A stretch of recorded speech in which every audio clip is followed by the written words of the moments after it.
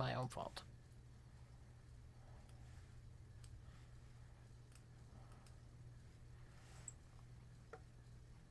Okay. I think that's...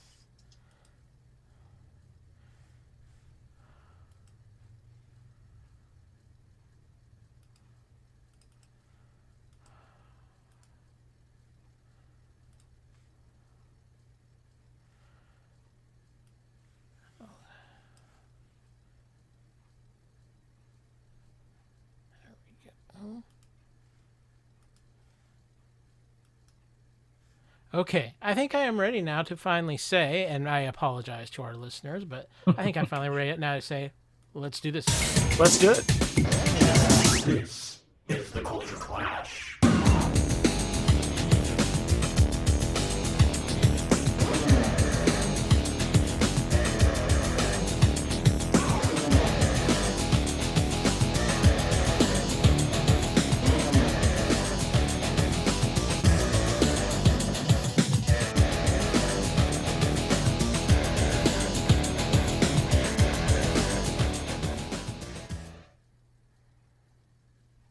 Are you sure we've done this 200 episodes? Because it feels like it's our first.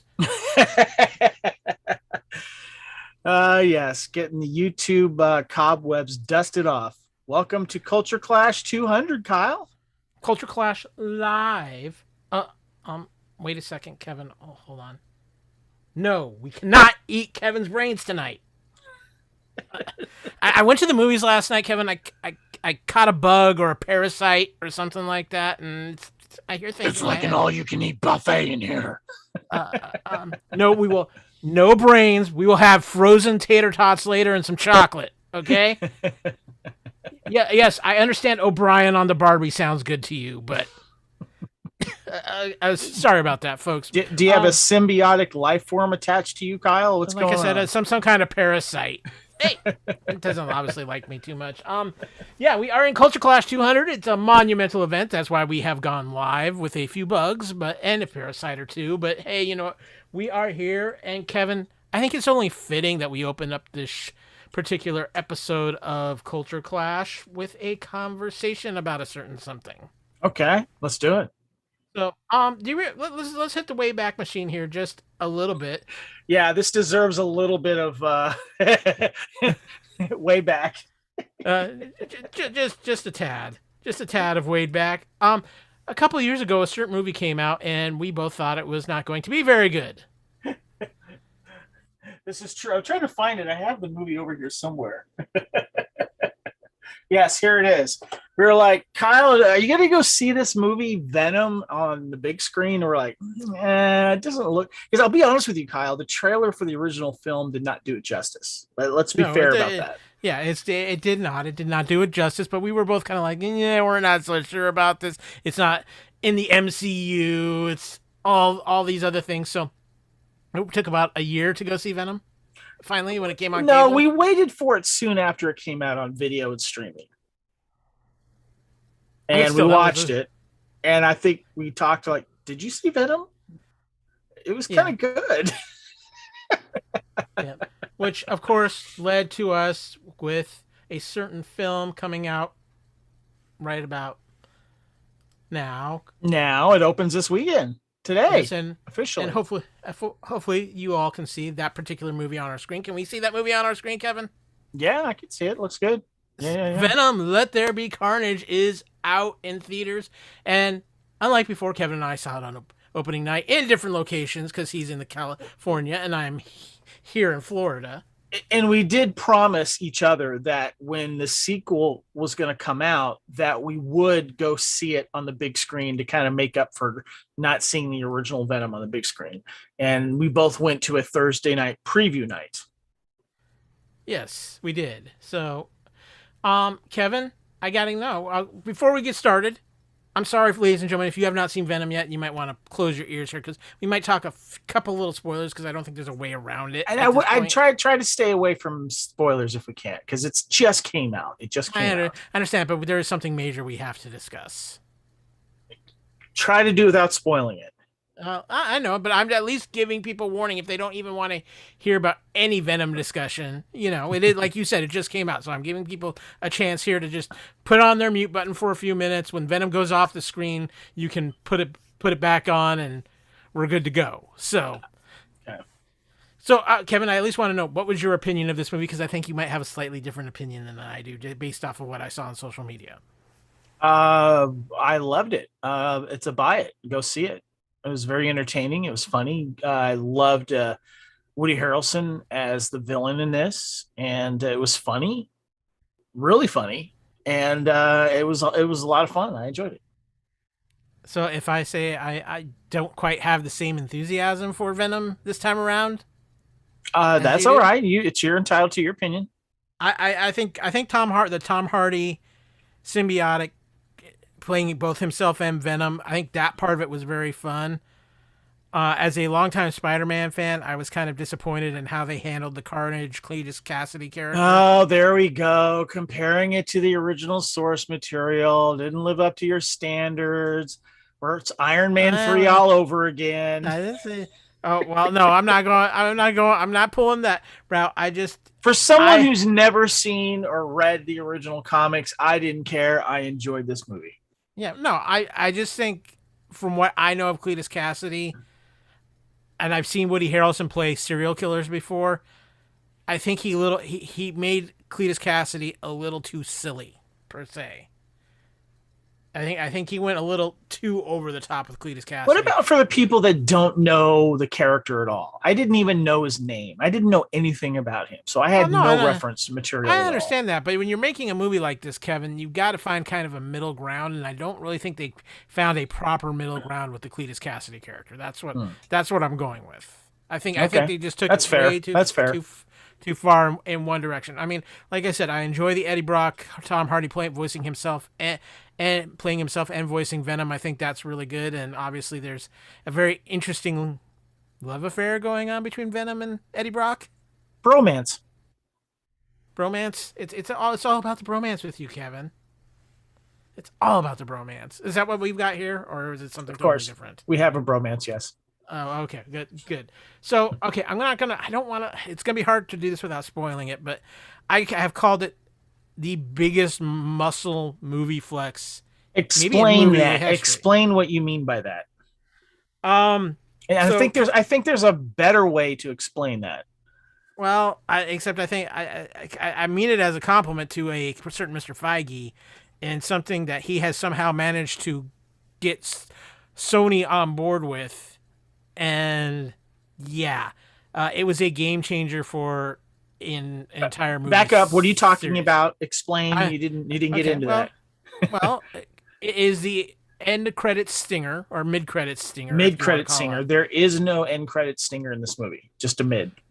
And the mid credit stinger was let's just say a certain movie executive, I think, flexed a lot of muscle and made something happen that in a way that works for what's going on in a certain place right now, and just really kind of was something I don't think people were completely convinced could get done. This is true. They're tying Venom to a universe. Okay, might as well just say it. Hold on, guys. This is a spoiler, so cover your ears for the next 30 seconds. Okay, Venom is now officially part of the Marvel Cinematic Universe. And it was done in a very interesting and creative way.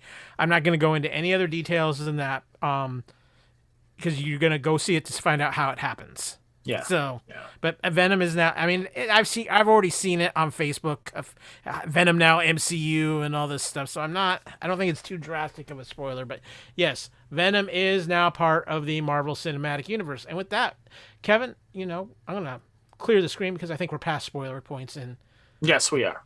Yeah. In Venom now. So you're saying you had a problem with the character of Carnage. Did you enjoy the movie? I found the movie to be let me say it this way. I think the movie itself, the way Kyle hated Venom too. Hated Venom too. There he goes, jumping to conclusions again, ladies and gentlemen. No, I just think it was one of those things to where it was an average film. It could have been written a little better, but again, Tom Hardy is the highlight of this particular. I thought it was written quite well, actually. I guess you mean pertaining to a certain character, I guess.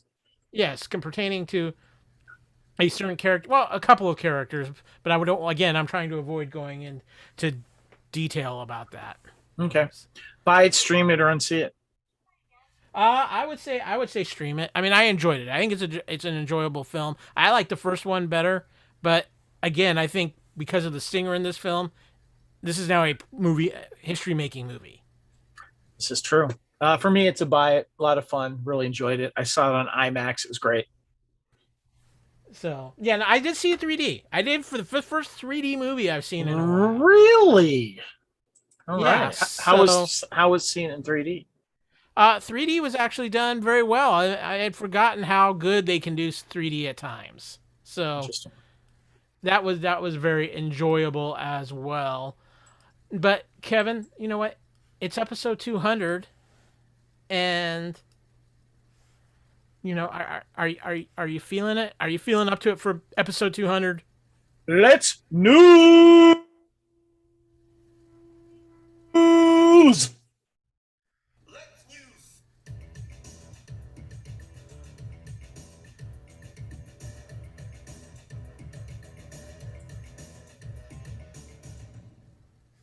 Okay, it is time for a little Let's News here at the Fandom Podcast Network, and we've got some things to talk about. And Kevin, remember I talked about how that guy who made that muscle flex? I think he did it again. Somehow, much like in the late 80s between the U.S. and Russia, the tensions have melted. And Scarlett Johansson and Disney have made peace. They have reached an arbitration agreement that settles the payment issue from Black Widow for Scarlett Johansson. I predicted this would happen. I didn't think it was going to be a prolonged court battle.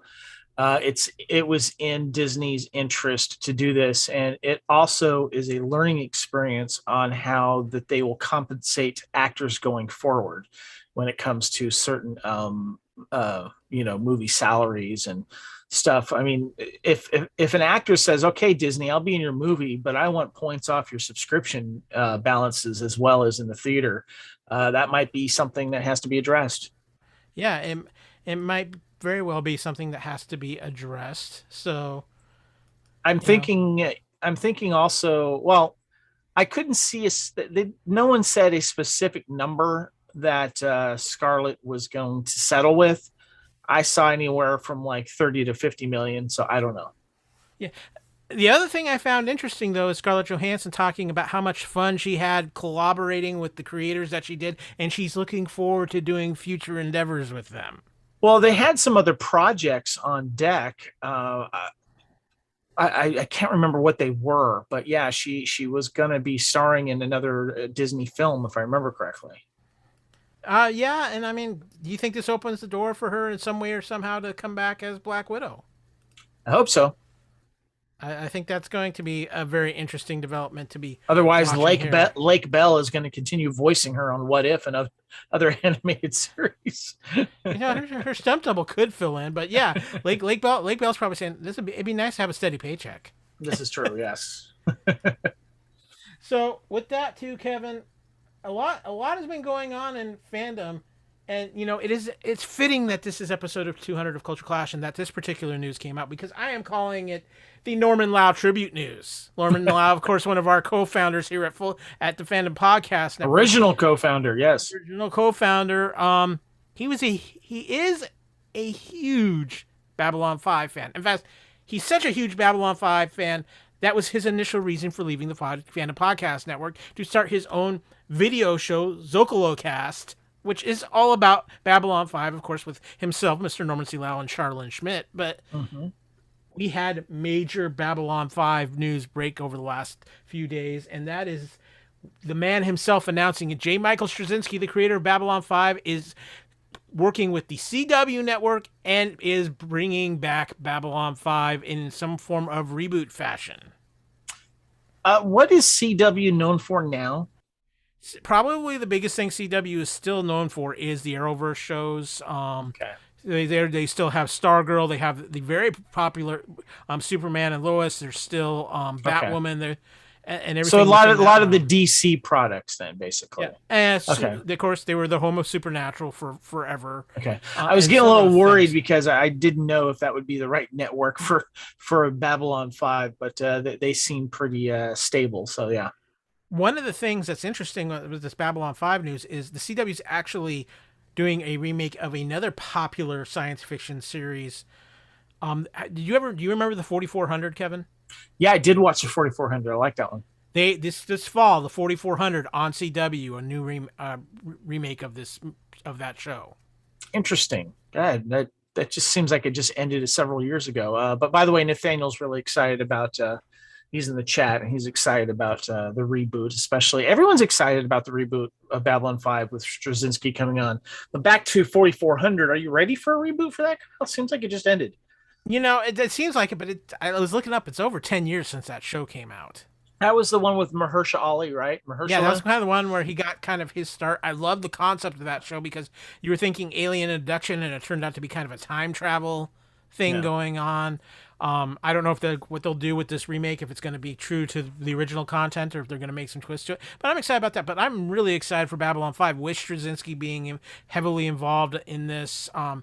I think it was the right time for it too, because Babylon 5 had really gained a lot of momentum again, thanks to being re-released on HBO Max with that remastered version that they did. Yeah, a lot of people would like to see a Blu-ray edition of that come out. I'm just saying. Maybe sooner than later. So I'm excited. I know Norman has been fielding texts and did a special edition of his Zocalo cast. I'm sure he's still getting texts. Yes. Another big happening over the weekend, and I don't know why they called this, but Netflix had their Tudum event. And I know it's an acronym for something, but don't ask me what. I can't help you there, people. I'm sorry. Tudum event for Netflix. Netflix, yeah. Okay. But basically what it was a massive preview of upcoming things on Netflix. So, and it opened up with probably, in my mind, what is still one of Netflix's biggest shows. And that is Stranger Things Season 4 coming in 2022, Kevin. Did you watch the trailer for this? I'm just curious. I did.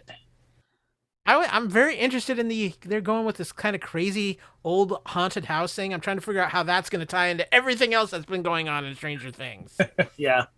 I got kind of confused though, because I saw the new Ghostbusters Afterlife trailer in the theater before Venom Let There Be Carnage. And since one of the actors is in that, I was getting a little confused of, wait, what did I see in that trailer? Was that Stranger Things or what? So yeah, I didn't really pay attention to the Stranger Things trailer because I don't want to get bought into it right now. No, I understood. It's a ways away. But they showed a few other things on this group of trailers and had some other news. Kevin, I know you're a fan of Ozark. They gave us a trailer for the Ozark season finale. They also gave us a trailer for the Gillian Anderson show Sex Education, which I know has quite a popular following. It was a very long trailer, I might add, but it was rather funny. I'm excited. I'm excited for Ozark. Apparently, there's going to be part 1 and part 2 for the final season. Yeah. And they also gave us their first look at the live-action Sandman series that is coming to Netflix. This is a pretty bold endeavor, and I know people have a lot of mixed feelings about this. There's some people who aren't real thrilled about how they handled some of the casting in this. I don't know if this is a Netflix thing. This maybe should have been. Wait, people are freaking out about casting before it actually comes out? They've cast some people who look absolutely nothing like the character, and it isn't even about necessarily. It's like Interview with a Vampire all over again. Yeah, except the problem is that a lot of people are focused on the character of Death, because the character of Death is very popular in Sandman and has a very unique and extremely popular look. And who has been cast as Death?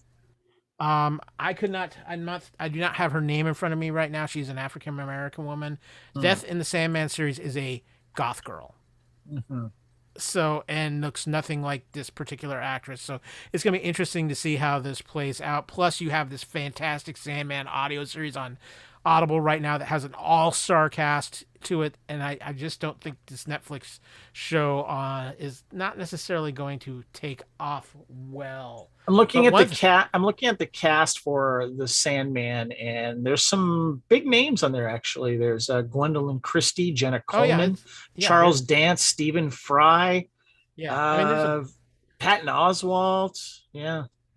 So, but one thing that they did show that I'm at least somewhat curious about, Mr. Reitzel, is the live action Cowboy Bebop. Of course, this show was delayed by several months because John Cho blew out his knee basically during the early filming of this show. Yeah, he got injured. Yeah. So, the trailer was basically almost a direct rip off of the original anime opening. Kevin, can I say cautiously optimistic about this? I think John Cho is a big Cowboy Bebop fan from what I hear, so he's trying to make it a true labor of love. But anime movie adaptations have kind of gone the way of video game movie adaptations. They don't work real well.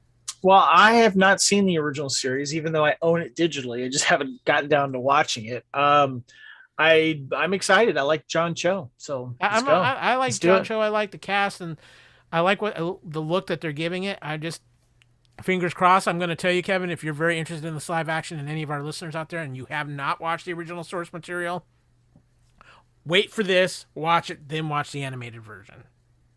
Because I think you'll have an interesting perspective on it. Wait, you're saying watch this, then the animated? Yeah, because I think if you go, you'll have less bias going into watching the live action version if you don't watch the animated. What else has Netflix got coming up? We have got Cobra Kai season 4, Kevin. Yeah. We are seeing some characters from Karate Kid Part 3 come back. Mr. Terry Silver is back in this world. I'm starting to think Hilary Swank might not be that far off. Hey, I told you we might see that happening. Yeah, it's just insane what they're doing with Cobra Kai, but it works so well. And then to one of the biggest shows on Netflix right now, season 2 of The Witcher coming December 17th, Kevin. Now, did you finish season 1? I can't remember. I did, yes. I don't remember it well, though, to be honest with you. Kind of got lost in the shuffle in my brain, but I did finish it. Yes, I remember telling you to try to finish it, but you were kind of struggling with it. Yeah, and I've tried to go back a couple times and still haven't. I'm going to give it one more shot here before season 2 comes out. This is the show that Highlander fans should be excited about because Henry Cavill, who stars in The Witcher, is going to be in the new Highlander reboot. And he does swords in this one, so he'll have some experience. Yes, that's going to be a very good thing as well. A couple of things they talked about, Kevin, just real quick.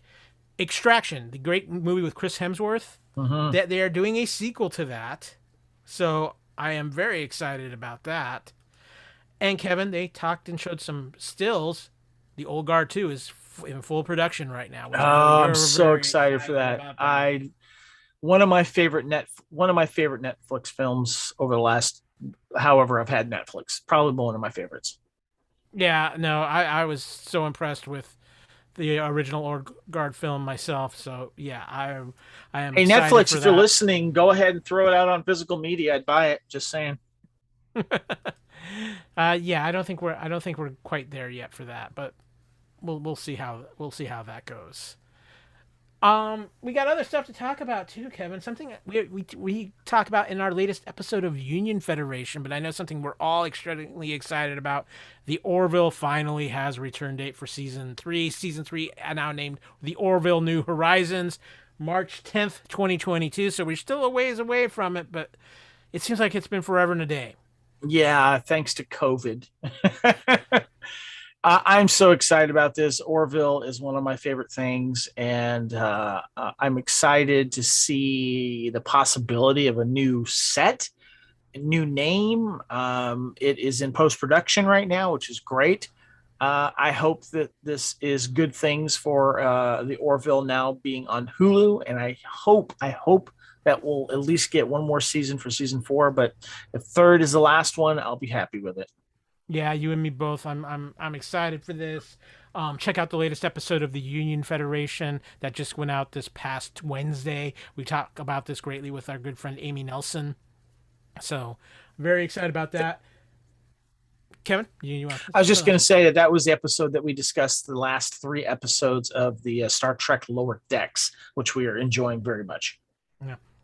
It's also been breaking news for a lot of the great shows here at the Fandom Podcast Network. And Type 40, our Doctor Who show, is going bonkers right now because there was a major development in Doctor Who. Of course, Doctor Who has kind of had a rough go of it lately. And the team of Jodie Whittaker as the Doctor and Chris Chibnall as the head writer and showrunner has not been received all that well, and I'm a fan of Doctor Who, and I gotta say it's not been some of my favorite things, but it was announced earlier that Jodie and Chris Chibnall were leaving after the current run of Doctor Who that's starting up here soon, but they have announced who will be taking over the show once they leave, and they're going back to the future or back to the past or however you want to say it. But Kevin, it is Russell T Davies, who was, of course, the showrunner when the modern era of Doctor Who started. And of course, that means we're talking about the Christopher Eccleston start of Doctor Who. Did he stay on all the way through the old? I'm sorry, who was the guy that played the older Doctor Who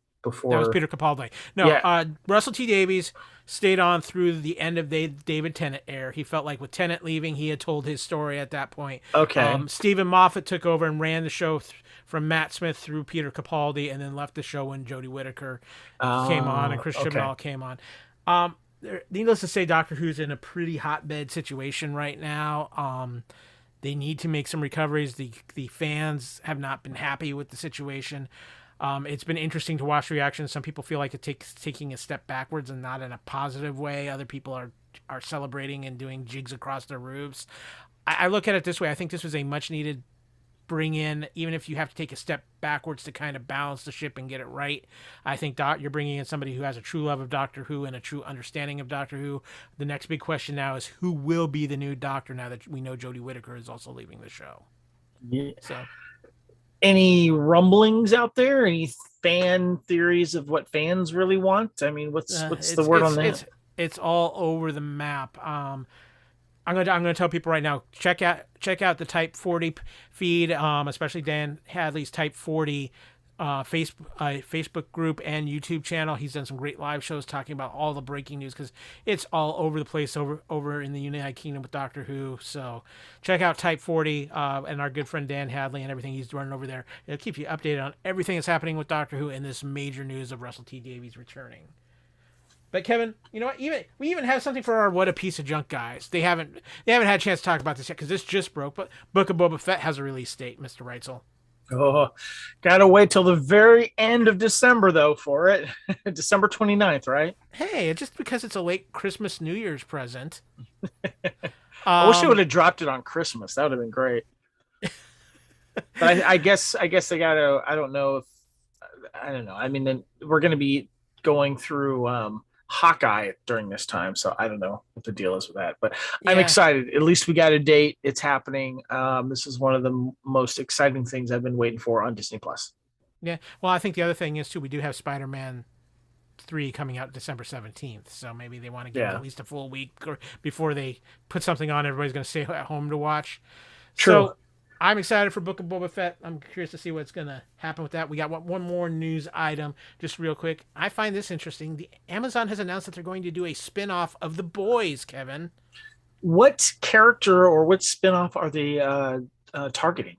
I don't know. This sounds like it's an original Amazon project.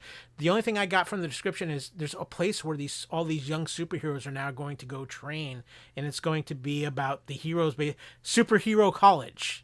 And of course, the company that basically supports The Boys is going to be running this.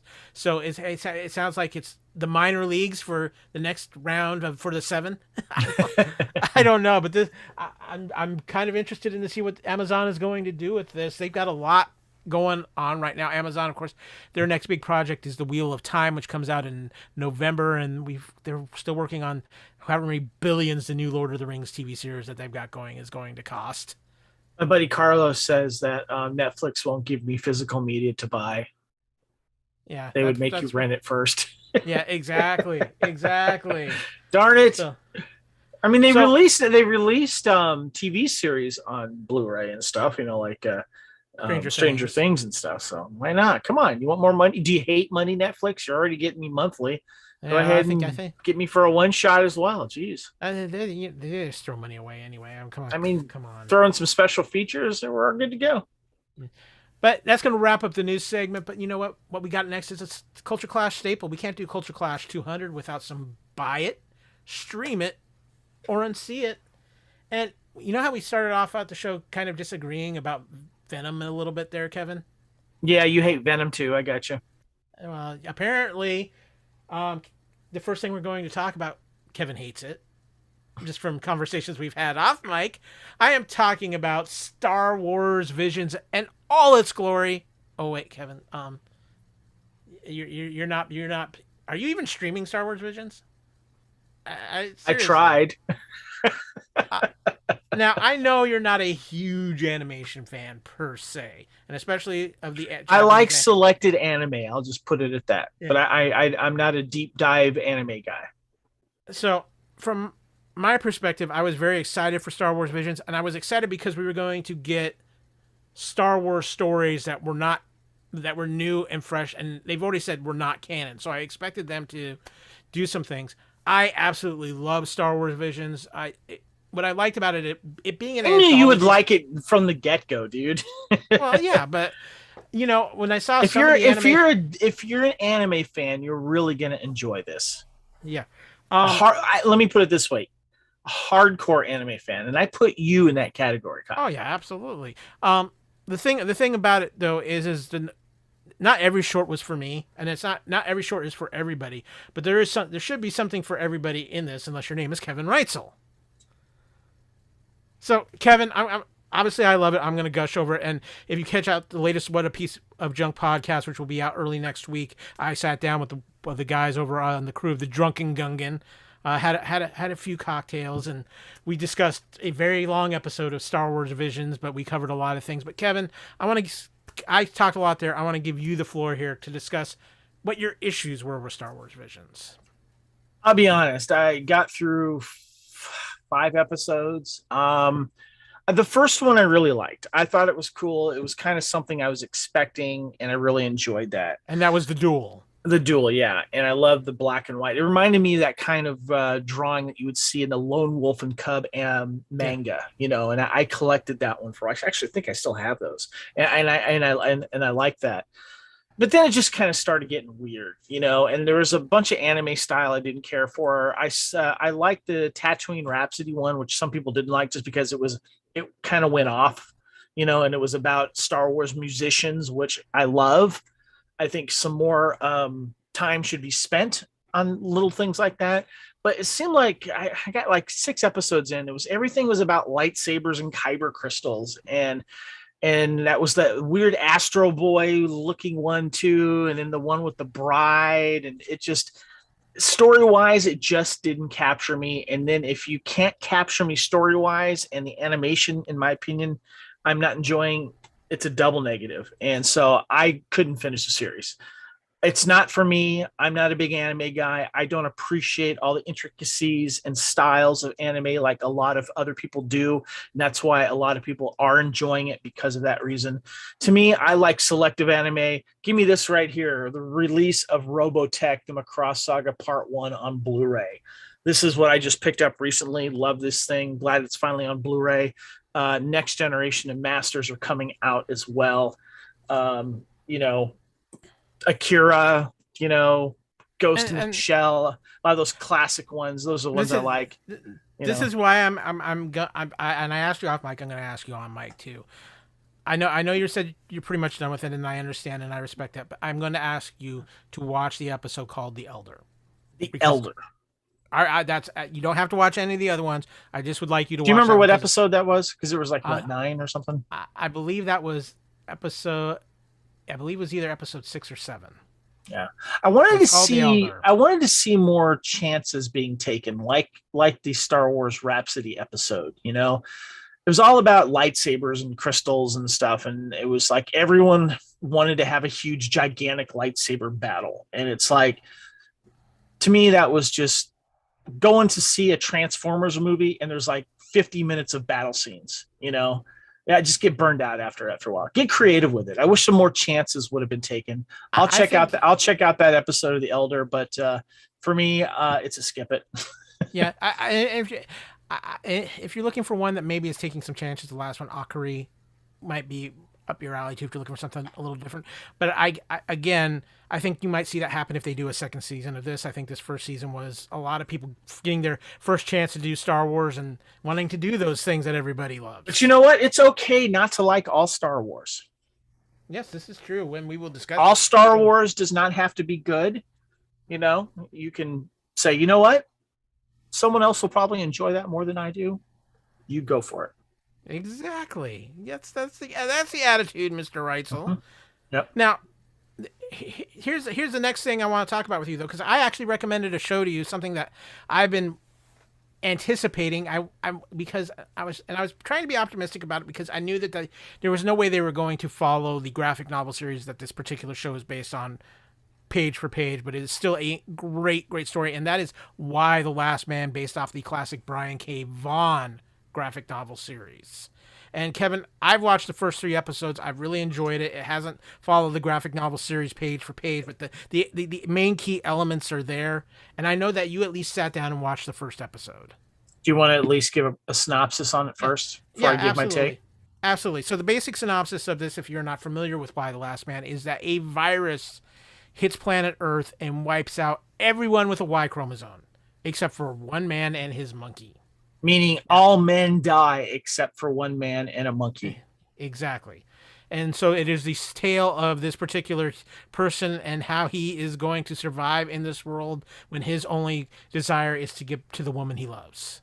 So a lot of political intrigue, a lot of interesting human dynamics going on in this show, Kevin. But like I said, you did watch the first episode. And what did you think based off of at least your first? I really liked it. I'm looking forward to getting back into it. Just been busy, watching other stuff for podcast. But yeah, I liked it. It was an interesting concept, to see how when you finally see at the end of the first episode what happens when men start dying. It's interesting how you start to see with animals first, and you're like, wow, what's going on here? Not realizing it's, male animals as well. And then it starts to head up to the actual humans and things start to get really weird.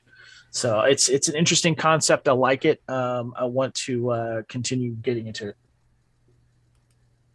Well, and I'm glad you liked it because I really do think it's at least worth a streaming.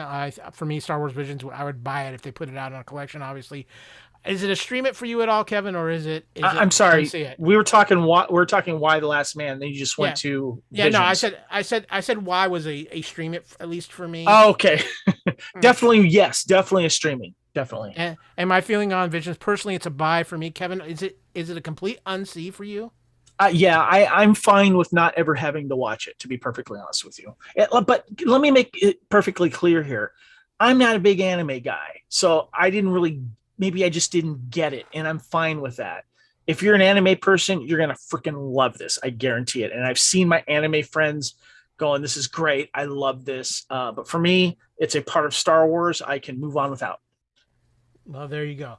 Kevin and I are going to take a quick break here, tell you what else is going on around the Fan Podcast Network. And when we come back, we got a special Culture Clash 200. We got 2 big segments for you.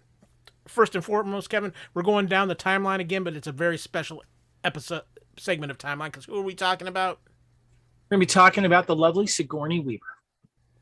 Absolutely. And then we will be following that up with a very special Magic 8-Ball, which we will tell you about when the time comes. But until then, we're going to tell you right now what else you can find on the Fandom Podcast Network. Thank you for listening. We hope you're enjoying this podcast. We'd like to continue to feed your ears by inviting you to listen to these other great shows on the Fandom Podcast Network. It starts with our flagship show, Culture Clash, discussing the latest in entertainment pop culture. Bloody Kings, Immortals Take Notice, our show covering the entire Highlander universe. Couch Potato Theaters, where we celebrate our favorite movies. Time Warp, the Fandom Flashback podcast discussing a year in movies and our favorite retro movie and TV pop culture topics. Good Evening, discussing all things Alfred Hitchcock. Union Federation, our Star Trek and Orville show. Hair Metal, the 80s and early 90s rock metal podcast. Type 40, our show covering the time-traveling Doctor Who universe with host Dan Hadley. Lethal Mullet, an 80s and 90s action film podcast with host Adam P. O'Brien. Also check out the Lethal Mullet Network for more great podcasts. What a Piece of Junk, a Star Wars podcast with hosts Scott, Derek, and Nathan. Making Treks, a Star Trek podcast, a deep dive into the final frontier with host Mark Newbold and Adam P. O'Brien. And check out our newest shows, The Fandom Show, our monthly Fandom Podcast Network live YouTube exclusive show about the month's hottest topics in fandom, and the FPN True Believers MCU podcast, discussing the Marvel Cinematic Universe and the related Marvel television and streaming MCU universe, including the connections to the original Marvel comics. You can find the Fandom Podcast Network on several platforms. Please subscribe to the Fandom Podcast Network YouTube channel to receive notifications of new podcast episodes and live events. You can enjoy all of the Fandom Podcast Network audio podcasts on our master feed at fpnet.podbean.com. The Fandom Podcast Network is on all major podcast platforms, including Apple Podcast and iTunes. You can find the Fandom Podcast Network on Facebook. You can email us at fandompodcastnetwork@gmail.com. You can also find the Fandom Podcast Network on Instagram at Fandom Podcast Network and on Twitter at FanPod Network. Thank you for listening, and remember, respect others and enjoy your fandom. And we're back. Hopefully you're checking out some of the great shows we do around the Fandom Podcast Network. And Culture Clash has been here from the beginning, but we've got some great contributors and some great shows. You guys do all a wonderful job with that, and we love all of our contributors here at the Fandom Podcast Network. I just wanted to mention, I left real quick because I wanted to fill up my water, but what came out today streaming as of our recording day, which is October 1st, Halloween month. But what came out today on HBO Max is The Saints of Newark, the prequel movie to The Sopranos. And I actually watched about half of it before we jumped on here, and I'm invested in it. And I had to go show my dad because he wanted to watch it because he loves The Sopranos. Yeah, and you had Kevin's thrift store theater find of The Sopranos too. Oh God, yeah! I found at a thrift store the entire Blu-ray collection of The Sopranos, and the digital code was still in there and unused. So I got to use that as well. It's like a big score. So there we go. But Kevin, it is time to get into one of our big segments for this week, and that is going into one of our newer segments here on Culture Clash, the timeline. And we had a little discussion about who to do for this. Obviously, we had initially talked about on our first episode, we were planning to go a different direction, but then the death of Richard Donner kind of dictated that we do Richard Donner as our first timeline. Then we went with the man who's probably ruling Hollywood right now, and that is Dwayne "The Rock" Johnson. For this one, though, we went with somebody, I just call her the queen at this point. She is the queen of fandom in my opinion, and that is the ever-talented and goddess herself, Sigourney Weaver. So yes, definitely. Welcome to Timeline, Sigourney Weaver. I want to open up with a little trivia on Sigourney, if you don't mind. Oh, please, yeah. She was chosen by Empire Magazine as one of the 100 sexiest stars in film history. She was number 81 in their 1995 article about that. Interesting note, along with Faye Batener, Tessa Wright, Barry Fitzgerald, Jessica Lange, Al Pacino, Holly Hunter, Emma Thompson, Julianne Moore, Jamie Foxx, Cate Blanchett, and Scarlett Johansson. She's one of only 12 actors to receive an Academy Award nomination in 2 acting categories in the same year. She was nominated for Best Actress for Gorillas of the Mist in 1988 and Best Supporting Actress for Working Girl in 1988 as well. Nice. So, In many of her roles, her character had to deal with the artificially intelligent spaceships. In the Aliens movies, she battled them. In Galaxy Quest, much to her character's chagrin, she repeated whatever the spaceship said. And in addition, an episode of Futurama and in the film WALL-E, she had to actually have the chance to voice the spaceship. So, but all comes around. I found this little story funny. In the 1997 film Alien Resurrection, Sigourney actually managed to sink the basketball into the hoop backwards on the first take, even though she was not supposed to or intended to. The shot was almost ruined because Ron Perlman broke character because he was so amazed. I'm a defender of that movie, by the way. I like it. He's Alien Resurrection. I think it's an acquired taste. Speaking of that, her performance as Ellen Ripley in the Alien quadrilogy is ranked number 8 on Premiere Magazine's 100 Greatest Movie Characters of All Time. You'll like this, Kevin. She currently resides not only in New York City, but Santa Barbara, California. Santa Barbara. That sounds really familiar, Kyle. Where have I heard that before? Where have I heard of that beautiful city before? I don't know. You used to watch that soap opera. This is true. Oh, that's right. I'm born and raised in Santa Barbara, and I'm currently living there again right now. So what you're saying is you're stalking Sigourney? There's a lot of celebrities that live here, dude. Oprah has her mega mansion here, so okay. Ellen lives here. It's one of those things where growing up in Santa Barbara, you would see celebrities walking down the street and stuff like that. I ran into Steve Martin. I've sold Jonathan Winter's pants. I mean, yeah, it's one of those things. I delivered some copy paper to what's his name? The rock star sings Kenny Loggins. I delivered copy paper to Kenny Loggins once. Oh, there you go. He's all right. Yes. As of the 6th edition of the 1001 Movies You Must See Before You Die, edited by Stephen J. Schneider, Sigourney Weaver appears in 7 films: Annie Hall, Alien, Ghostbusters, Aliens, The Ice Storm, Avatar, and The Cabin in the Woods. She was the only star to appear in Alien, Aliens, Alien 3, and Alien Resurrection. And here's the kicker, Kevin. Her salary for Alien Resurrection was more than the entire cost of the movie Alien. Jeez. So let's get into Sigourney's filmography because, Kevin, this is somebody who has a monster filmography. She's been doing this since the 70s. So I've kind of broken it down into segments. So I figured we kind of go by like decades here. She's kind of I combined the 70s and 80s because she really didn't start getting... We'll list them off quickly and then we'll make a few comments. Okay, so she did a TV show Somerset from 1970 to 76, Annie Hall in 77, The Best of Families in 77, Madman in 78, Alien in 79, Eyewitness in 81, The Year of Living Dangerously in 82, Deal of the Century in 83, Ghostbusters in 84, One Woman or Two in 85, Aliens in 86, Half Moon Street in 86, Working Girl in 88, Gorillas in the Mist in 88, and Ghostbusters 2 in 1989. Nice run there. Well, when you start with Annie Hall, it's hard to go down after that. Whether you like Woody Allen films or not, that's a very I will forever highly regarded ever have Annie Hall on my blacklist. Ever since that movie took Oscars away from Star Wars. Yeah. So, and of course, and then 79 Alien, and I think it's fair to say that that's where history changed everything. I mean, and then she was racking it up in the 80s. You had The Eyewitness was actually a very popular film in 81, Ghostbusters in 84, Aliens in 86, 88 was huge with Working Girl and Gorillas in the Mist, and Ghostbusters 2 in 89. The 80s were good to Sigourney. Yeah, Gorillas in the Mist was the one that really kind of like, got a lot of Oscar buzz because of her acting in that. But we all know that she could act though. But, when it comes to Aliens, one of her most iconic characters of Ripley, I would have to say that she probably led the way of female action stars. Would you say that's fair?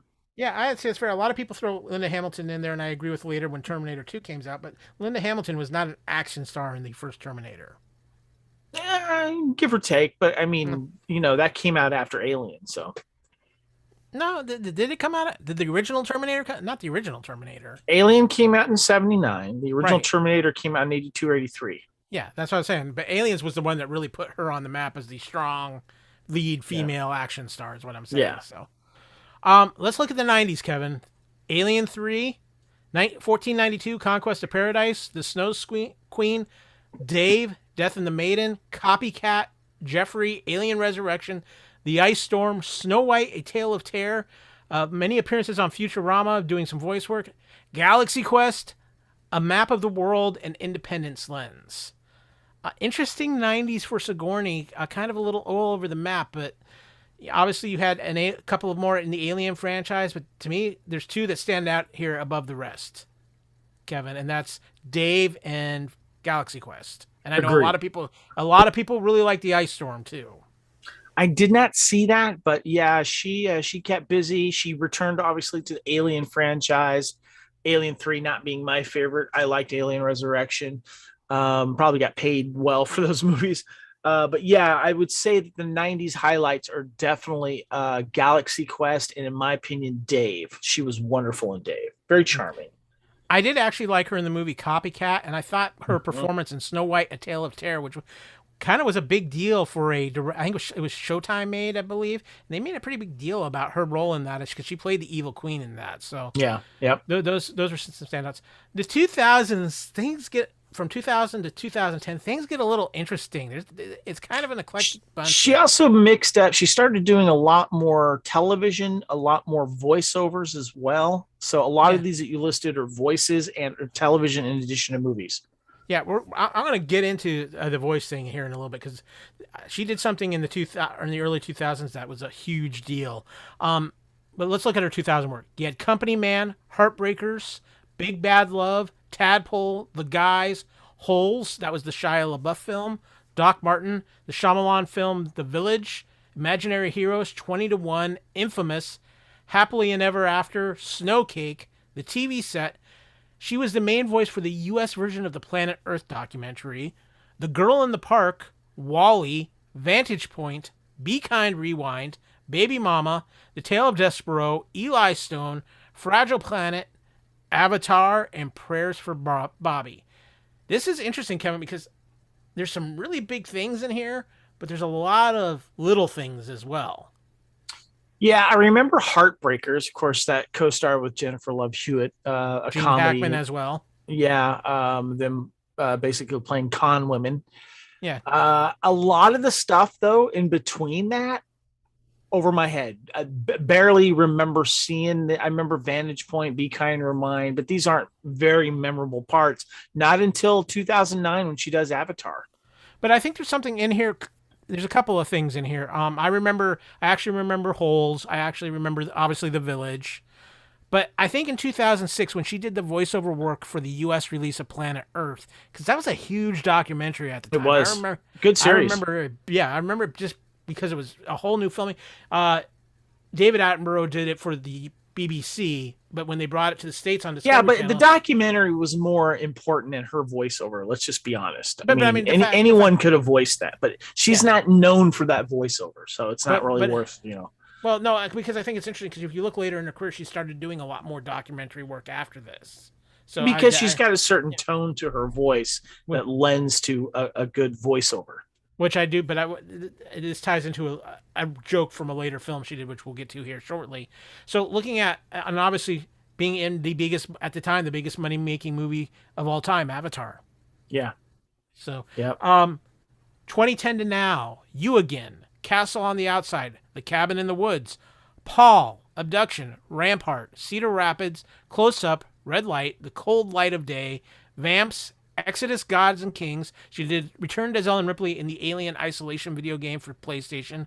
All You Need Is Love, My Depression, Chappie, A Monster Calls, the 2016 remake of Ghostbusters, Finding Dory, The Assignment, Asteroids Mission Extreme, Pen Zero Part-Time Hero, The Defenders, The Dark Crystal Age of Resistance, My Salinger Year, X Marks the Spots, Call My Agent, and then still to come, she has returns to Ghostbusters and Ghostbusters Afterlife, a movie called The Good House. Oh yeah, like 4 more Avatar movies.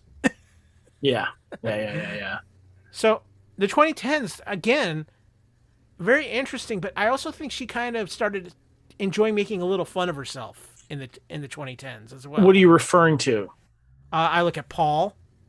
Well, I look at Paul in some other films here. She started playing villains. Yeah, there's that too. She went to the villain role, and I really liked her in Paul. I thought she was funny in that too.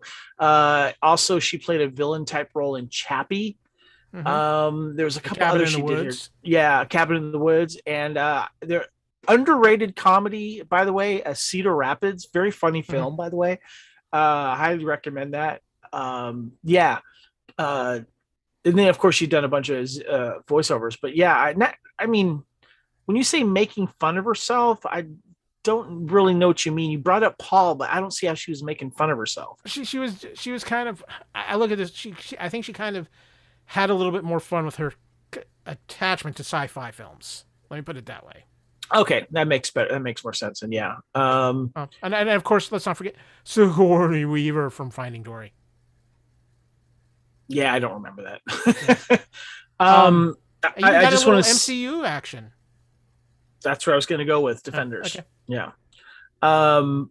I was very disappointed in her role in that. Yeah, she was kind of a villain in that, but She was very underutilized for the actress that she is and the role that she could have really carved out of that. And it was the way that the direction her character went and the way it ended up was very, very disappointing and unsatisfying.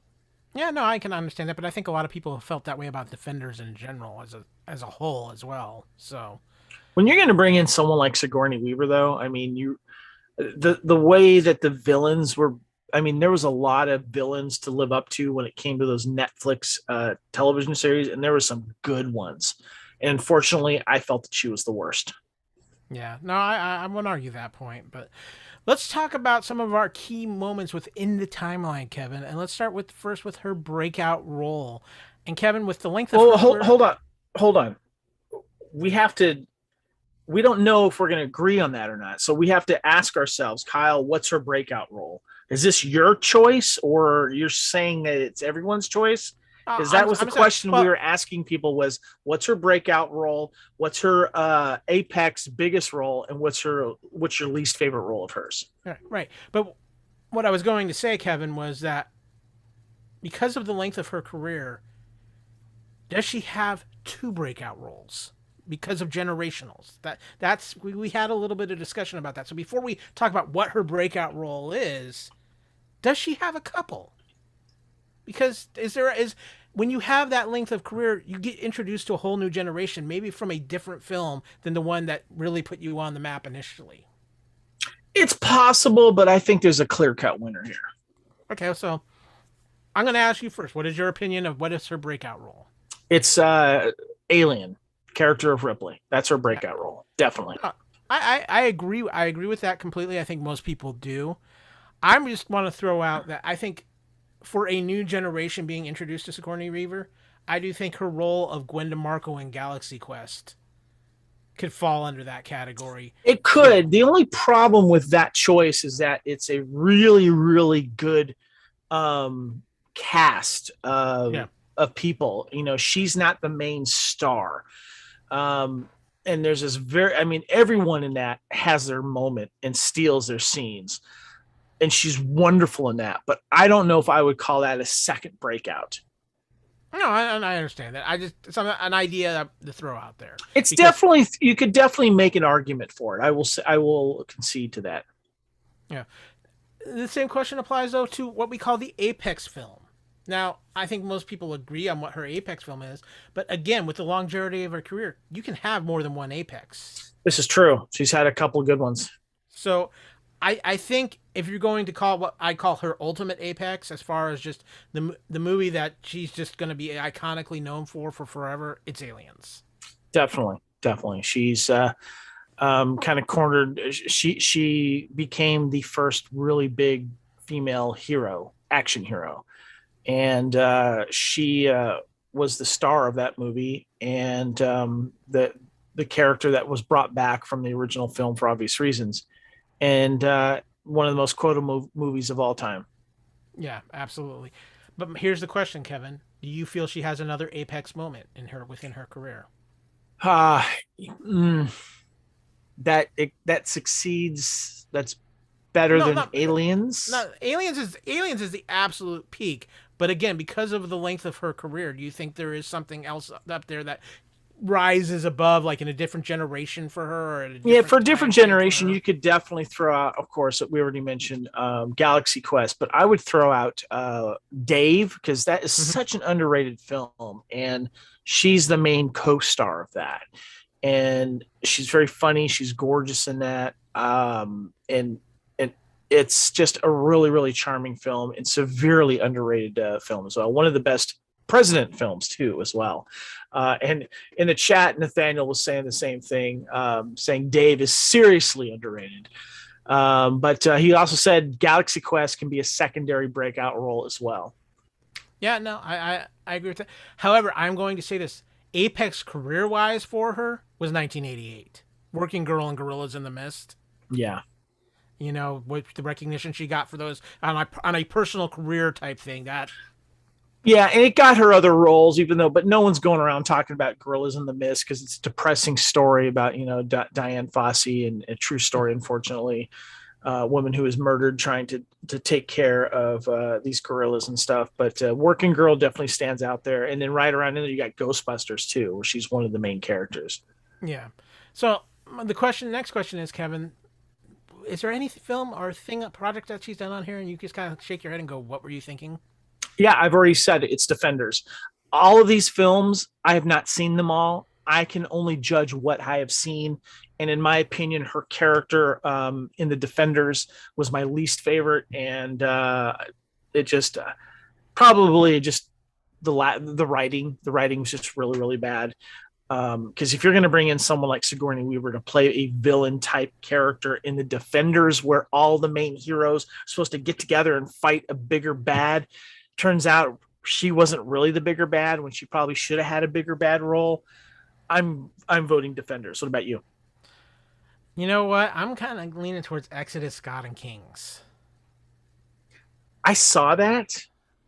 I don't remember it, but I remember exactly. It was bad. It was bad. Yeah. I don't remember her role. I just remember how disappointed I was with her role, because obviously she had more screen time in a television series than she did in the Exodus Gods and Monsters. But I'm gonna just agree with you because I remember that movie was really bad. Yeah. Yes, but Kevin, I think we've kind of highlighted on this. I just want to go through her things. I think the highlight for her when I narrowed it down, because when I was doing the notes, there's so much. So I narrowed it down. I think her top highlights for the 80s are Ghostbusters, Aliens, Working Girl, Gorillas in the Mist, Ghostbusters 2. I think her top for the 90s are Dave and Galaxy's Quest. I think through 2000, 2010, her doing the voice work for Planet Earth. I think maybe you could throw Heartbreakers in there just for the cast. I would throw Heartbreakers in there because that's a fun comedy. And obviously Avatar as well in 2009. Mm-hmm. And I think from now to current, you're looking at Cabin in the Woods. That's become a movie that's got a very cult following to it. Yeah. Paul. Definitely thing. Paul. Yeah, Paul's Chappie. Great. I would get rid of Chappie. Chappie was not good. Yeah. Just because of the meme and joke aspect of when you look at the nature of how things were, her what they did with her in the Finding Dory film, which I know you don't remember, but it was a pretty good running joke there for a while. And whether it's good or bad, the fact that you get into the MCU is not really a bad thing. I would at least put the Defenders as something that's identifiable in her career on that. I just want to mention, Nathaniel was saying, out of what I've seen, Avatar, I don't get why it was so big except for the CGI. I thought it was a fun movie. It was good. Visually, it was great, but it was a good story too. A lot of people said it was a clone of a bunch of other stuff, but I can pick a lot of other movies that were clones of other movies as well. But yeah, we've had the Avatar discussion, and what I'll just add to that is especially the 3D effects of Avatar and just the visuals were like nothing we had ever seen before when those hit the theater. And still haven't seen before too. No one's eclipsed Avatar. Yeah, the 3D in Avatar is just mind-blowing. So, yeah. Kevin, there's a few things that what might have been as far as things Sigourney was in line for, but she did not get. She was almost Alex Forrest in Fatal Attraction. She could have been good in that. I'll just say that right now. She could have been good. I'm going to ask you, Kevin, Sigourney Weaver, underratedly sexy? Yes. Definitely underrated. Because she was rocking it in Ghostbusters. Yes, and she's very tall, which I like too. Yeah. So yeah, definitely. She was almost Catwoman in Batman Returns. Wow. I can't take Michelle Pfeiffer out of that outfit. Sorry. Yeah. I think Michelle was the better choice. Yeah.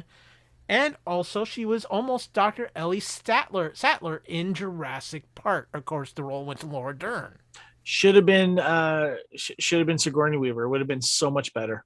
Yeah, I think it would have been. I'm just gonna say, yeah, I'm not a big Laura Dern person. I'll be honest with you. I'm kind of mixed on her. But Kevin, do we have any social media response to our Sigourney Weaver timeline? And we have some. I'm glad for the people that did. Jennifer says, "Oh my God, how do you forget Working Girl? She was such a bad bitch in that one." And she says, "I went back to school to get my degree because of that movie, and I still make connections about work like Melanie Griffith does in that one. It's a fave." Aaron Head Moss there says, "I'd have to say one of her best roles is Galaxy Quest." Yeah, definitely. Yep. Josh said, "Are you going to address the timeline where she gathers all the Infinity Stones?" That's good. I believe that's the current timeline we're living in, but yeah. Alex Autry, being Alex Autry, said, "I was generally pissed that you left off broadcast news." She wasn't in broadcast news. She could have been great in broadcast news. I actually think she would have been better than Holly Hunter, to be honest with you. Yeah. So. And Lacey says, "I love Galaxy Quest." And Doc Gillespie, friend, said, "I just watched Snowcake for the first time, in which she plays a high-functioning autistic woman. Never seen her in a role like this before. Alan Rickman immediately thought of her for the role, though when she first read the script." So I did not know that. I have not seen that film. Have you seen Snowcake? I have not seen Snowcake. Okay. So anyway, that's it for the comments for Timeline Sigourney Weaver. So I think we agree. Breakout, Alien, right? Mm-hmm. Apex, the best movie, of course, is Aliens. Your worst is what? The Exodus, Gods and Monsters, right? Exodus, Gods and Kings, yes. Yeah. Okay, Gods and Kings. Mine's Defenders. So yeah. Yeah. So normally this would be where we would end Culture Clash, but no. This is Culture Clash 200. We're going a little supersized here. Yeah. We're only in about an hour in too, so we're fine. We got some time. Yeah, we're making good time here today. But did you go down to the basement? I did go down to the basement. I picked up some stuff. I also picked up. Some guy named Pinhead gave me this cube thing. I don't know. Do I need to look out for this thing? Wait. Was Pinhead acting as delivery boy for Aaron? Yes, definitely. Okay, So I got that. Yeah, that should Kevin. That should give you all the warning you need right there. But then I found this thing, this 8-ball. You do remember? It's been a bit, but you do remember that 8-ball. Yes, I do. Ask it a question, Kyle. Right now, come on, ask a question. Are we doing good with this episode of Culture Clash? It says, "Don't count on it." Ladies and gentlemen, you just got the summation of every episode of Culture Clash we've ever done. That's called a sick burn, according to the 8-ball. Well, that sounds right about as far as the Magic 8-ball goes. So. But yeah, we're resurrecting the Magic 8-ball, where we pick the top 8 of something. And since we are celebrating 5 years of Culture Clash, and episode 200, we thought we'd celebrate by talking about the last 5 years of fandom and what was the biggest things in fandom in the last 5 years. And so I put it out on social media. We got some great responses.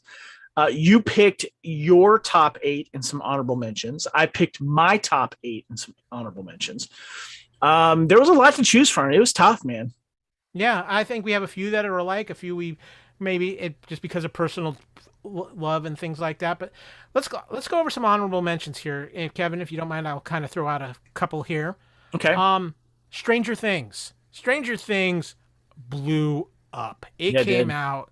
It was everywhere. It still is. These kids are still superstars. They're showing up at conventions. There's still Stranger Things coming out. You look at the social media response for Stranger Things season 4. Obviously, some delays for that. And I know there was mixed feelings on Stranger Things season 2, but a lot of people felt it rebounded very well with season 3. But that first season, especially of Stranger Things, was something magical, Kevin. It was. And I was not a fan of season 2, but it made up for itself in season 3. Yeah. The next thing I'm going to bring up too, Kevin, is something that is very dear to my heart, and that is the rise of Black Panther, and especially the heartbreaking death of Chadwick Boseman. Yeah, that was tough. I'm still kind of emotionally hit by that one. I can't necessarily one of the biggest celebrity deaths that really hit people hard. Yeah, I think it is still hitting people hard. And Kevin, can I mention this, or do you want me to wait, because it kind of crosses over something that's on your list? That's all right. You can go ahead and mention it. The Keanu Reeves Renaissance. Of Yes. course, Keanu, not only, but I'm not only going to focus just on John Wick. We had the return of Bill and Ted. We have the return of the Matrix coming. We had him making appearances in movies that just random that It's turned not out to be just amazing. movies. It's not just movies. It's about being a good human being, Yeah, helping people. When they're at the airport and the plane wasn't going to come, and he rented a van for everyone to go down to Los Angeles together. Just being a good person, a good celebrity, a good icon to look up to, someone that everyone wants to be friends with. yeah. So, Kevin, I got a couple more, but I want to give you a chance to throw out a couple here first too. Okay. I want to throw out cosplay. Over the last 5 years, costumes have just gone way above and beyond, and the creativity and the hard work. In 2015 was when I first joined. I think it was the Rebel Legion, and then soon after that, I joined the 501st, and I joined the finest GI Joe costume group. And costuming is just one of those wonderful things I love being part of. And being a Raider fan as well, there's those that like myself like to dress up, and it has gone far above and beyond I'd never imagined, and people are just being awesome about it. And being a regular at Dragon Con over the last 10 years, I've seen the costumes and the quality of costumes and the realism of costumes and the characters that these wonderful creative artists have been doing has just been taken off. So I wanted to mention that. Can I throw out as part of that just real quick too? I mean, the advent not only of that but of cosplay celebrities, and I think it kind of started with Face Off, the makeup show where we I think that brought cosplay a lot to life. But then amazing cosplay celebrities who are now getting their dues, such as Yaya Han or our good friend Joe Colton.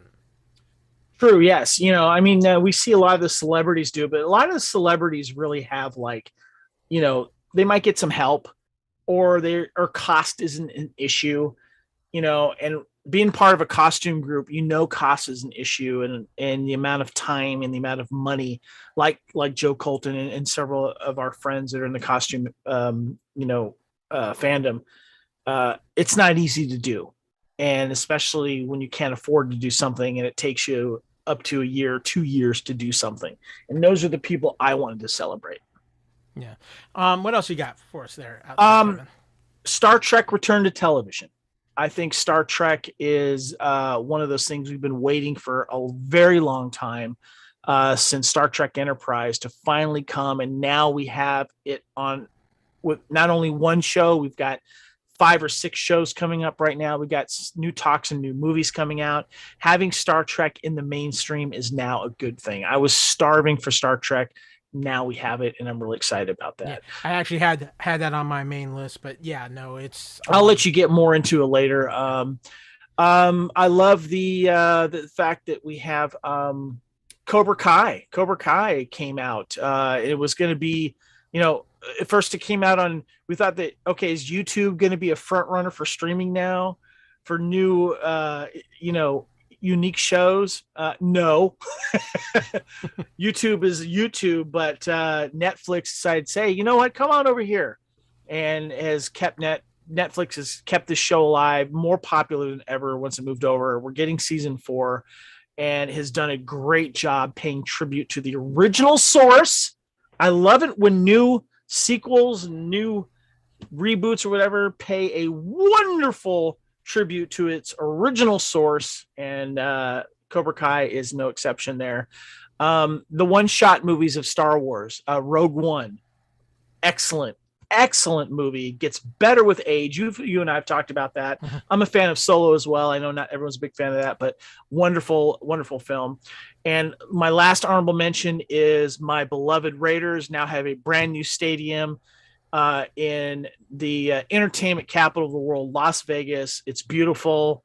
I've been there, and it's nice to finally have a new place to call home. Yep, I'll give you that one. On your personal note, I've got a couple more here, Kevin. I think this one is actually very important for a few reasons, because I think it changed a franchise for the better. Bob Iger takes the lightsaber for Star Wars. There was a lot of criticism of Star Wars that had happened over the last 5 years, especially with a certain trilogy and some of the direction Star Wars was taken.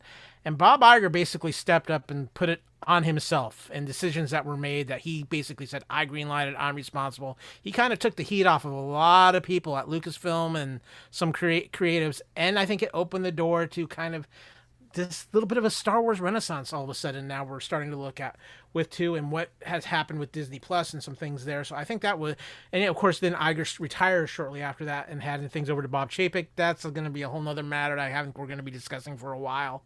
And lastly for me, Kevin, well, two things of honorable mention.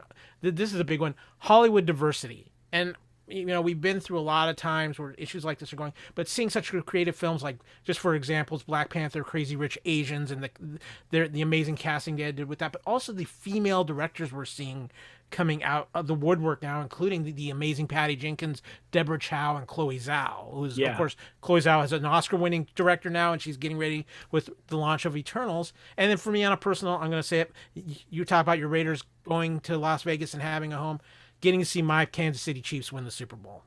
Best part about that, Kyle, was you experiencing that with your dad. Yeah. So that was huge for me on a personal level. And, I'll never forget that and watching that game with my dad. So that was a wonderful thing. But Kevin, let's get into our list. And we actually have the same thing in our number 8 slot. And that is reaching the apex of Game of Thrones and Game of Thrones ending. And people are saying, wait a minute, Game of Thrones started in 2011. Yeah, but we know how long it took them to get through 8 seasons of Game of Thrones. And Kevin, I will say to this day, Game of Thrones is still the last true water cooler show that we've had. It was destination television. Sunday nights you were watching it, and hopefully not getting any spoilers if you had to wait a day to watch it later on. And everyone was talking about it the next day. And yes, it started before 2015, but man, when you hit 2015 and beyond, it was the show. One of the probably the most expensive television to ever produce. It felt like you were watching a mini movie every time you watched it because of the production value, the costumes, the cast, the acting. Just phenomenal television making, and I don't know if that can ever be replicated. Well, and here's the thing: I can see people now saying, "Well, what about the Mandalorian? What about this? What about that?" They're still streaming, and Game of Thrones, I think, even more so than the Mandalorian, broke through into the person who wasn't a big fan of science fiction or anything, and they got pulled into it because everybody got pulled into Game of Thrones. Yeah, and one of those people was my dad, dude. He kind of heard about the show from a friend of his that said they liked it, and then my dad, we had gotten HBO at home, and I had to kind of teach my dad how to use it. And I said, Dad, you should watch Game of Thrones, and he freaking loved it. Yeah. Now, next up on your list is, Kevin, something I absolutely agree with, but I know we tried to kind of do our own list so we can make sure we got some stuff in that we didn't want to miss out. But Kevin, I'm going to let you say what number 7 on your list is. Podcasting. Podcasting has been around for over 10 years now, over 15 years, but it really took a huge leap around 5 years ago. It became a great way to get information and listen to something about what you liked. Actors, celebrities, sports figures, any topic that you're into has got a podcast about it now. True crime is huge right now. Sports is huge right now. Fandom, Star Wars, Star Trek, all of it. And it's when you and I started podcasting. We started the network in early 2016, but we talked about it in 2015. And everyone's got a podcast now, and it's become a wonder for me. What I get out of it is being able to talk about what I'm passionate about with people that I love and care about, but also the people that I've become friends with because of podcasting. Many of the people I still haven't met in person, but then when you finally do meet some of these people in person, it feels like you've known them forever because you've been looking at their face at the screen for so many years. Yeah, exactly. And I agree with you. And I think even more so with the events of the world, which I'm going to talk about a little bit later, podcasting has become even a bigger thing. Everybody's got a podcast now. It's easy, it's simple, and I think it's become another way for people to get their voices out there and heard. I have some concerns about the future of podcasting. I'm not gonna lie, because it's so many bigger companies and bigger celebrities have kind of got into podcasting now. I think the podcasting world is looking at at some changes, and I just wonder if us little guys have a place for it farther in the future, but it's hard to say. I mean, but right now podcasting is, I know more people who will listen to podcasts than they will their music on the radio. That's what I do. I listen to more podcasts and music now. Yeah. But for me, Kevin, number 7, I think is, it's my number 2, by the way. Yeah. And no, and I think because of just all different things, and a lot of my stuff kind of just all links together here, starting with this point, but The Mandalorian. I mean, this, I'm going to say it. This show saved Star Wars for me. This show completely turned me around from being in a very bad place with Star Wars. A place, I don't want to say I was hating on Star Wars. I was just disenfranchised with Star Wars. Understood. Yeah. And I think a lot of people felt that way. And I think The Mandalorian not only gave people who maybe had a bad taste in their mouth from the trilogy sequel and things that had happened over the last 5-6 years with Lucasfilm and how Disney was handling things, getting to see a new direction, and I think it really helped set Lucasfilm and righted the ship. Getting the right people behind Star Wars was important as well. Yeah, no, I'll get into a little bit more when we get to my 2, because Mandalorian as well, but I'll dive into a few specific reasons why it's number 2 for me. Yeah. Go ahead with your number 6, Kevin, because I know this. I've got this a little more category, a little bit broken up on my list, but go ahead. Yeah, streaming. But when we started getting into this, Kyle, you had more digital movies than I did. I think I'm almost up to 800 now. So. Yeah. I'm around 300 or 400 actually digitally, but as you can see behind me, I'm still a physical media guy, and I always will be. But one of the things that's been fascinating, and it's so funny because, we've talked about in Culture Clash, my trips to thrift stores. Digital copies back in the day would be its own separate disc, and you'd have to pull it out of the DVD case or the Blu-ray case, and you'd slide it into your computer, and you would download it, or there'd be like a digital code that you'd have to do it. But now everything's an actual just digital code. And over the last 5 years, that's how physical media. Right now, when you buy something on physical media, it's usually the Blu-ray, DVD, and digital code. Sometimes it's the 4K Blu-ray and digital code. Sometimes it's just the DVD and digital code. And I'll be honest with you, Kyle, a lot of the stuff that comes out on physical media, if I'm on the fence about, but it has a digital code, I'm going to probably get it because of the digital code. And so I have to give a shout out to digital movies, because as much as I love the physical copies, and there's a lot of stuff with behind the scenes and Blu-ray features and DVD features that aren't on the digital copies, if I just want to watch the movie, it's nice to just pop up my digital either Apple Plus or Fire Stick and hit the app and go to where my movie. And there's a few streaming movies like Movies Anywhere and Vudu that still have survived the digital code battles. You know how there's all these other ones that were out there, and some of them, like Ultraviolet's kind of gone the way of the dodo now. There's still Apple. There's still Movies Anywhere because it connects to Apple, and Vudu, which also connects to Apple. Yeah, Amazon as well. So exactly. So that for me has been a big fan of thing. There's streaming. I'll leave it for you for later. Yeah. Just throwing in real quick on digital movies. It's amazing too how much in just short time we've done Culture Clash. Digital movies have improved. You're getting a lot of those extras now. They've been added. And obviously one of the biggest things to me is what Apple does. They free upgrade your movies to 4K now. If you bought it, they free up, and you have a 4K TV and a 4K player, Apple just gives you the 4K feed. It's quite nice. Real quick, I just want to go to the chat right now. Carlos says, Avengers Assemble. We'll get to that.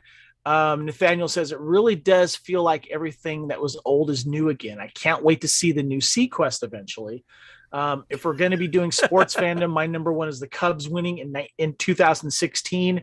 That's a pretty big deal if you're a Cubs fan. I think that's just a pretty big deal in fandom, Cubs fan or not.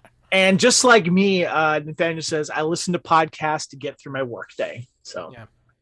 So coming up to my number 6, I think this was absolutely huge, Kevin. Oh, yeah. This changed, and I still believe we've only hit the tip of the iceberg as far as what's going to happen with this. But that was Disney buying Fox, which then led to the final piece that created Disney Plus. Yeah. The ramifications of Disney buying Fox were just still feeling. That gave Disney The Simpsons. It brought home X-Men and Fantastic Four to Aliens. Aliens, Fox Studios, Fox Programming.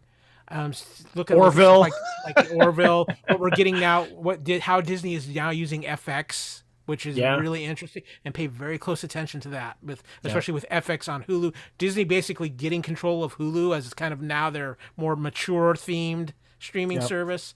And then obviously the creation of Disney Plus has changed everything, Kevin. Yeah, I mean, huge. Disney Plus has just blown away the anything else in streaming.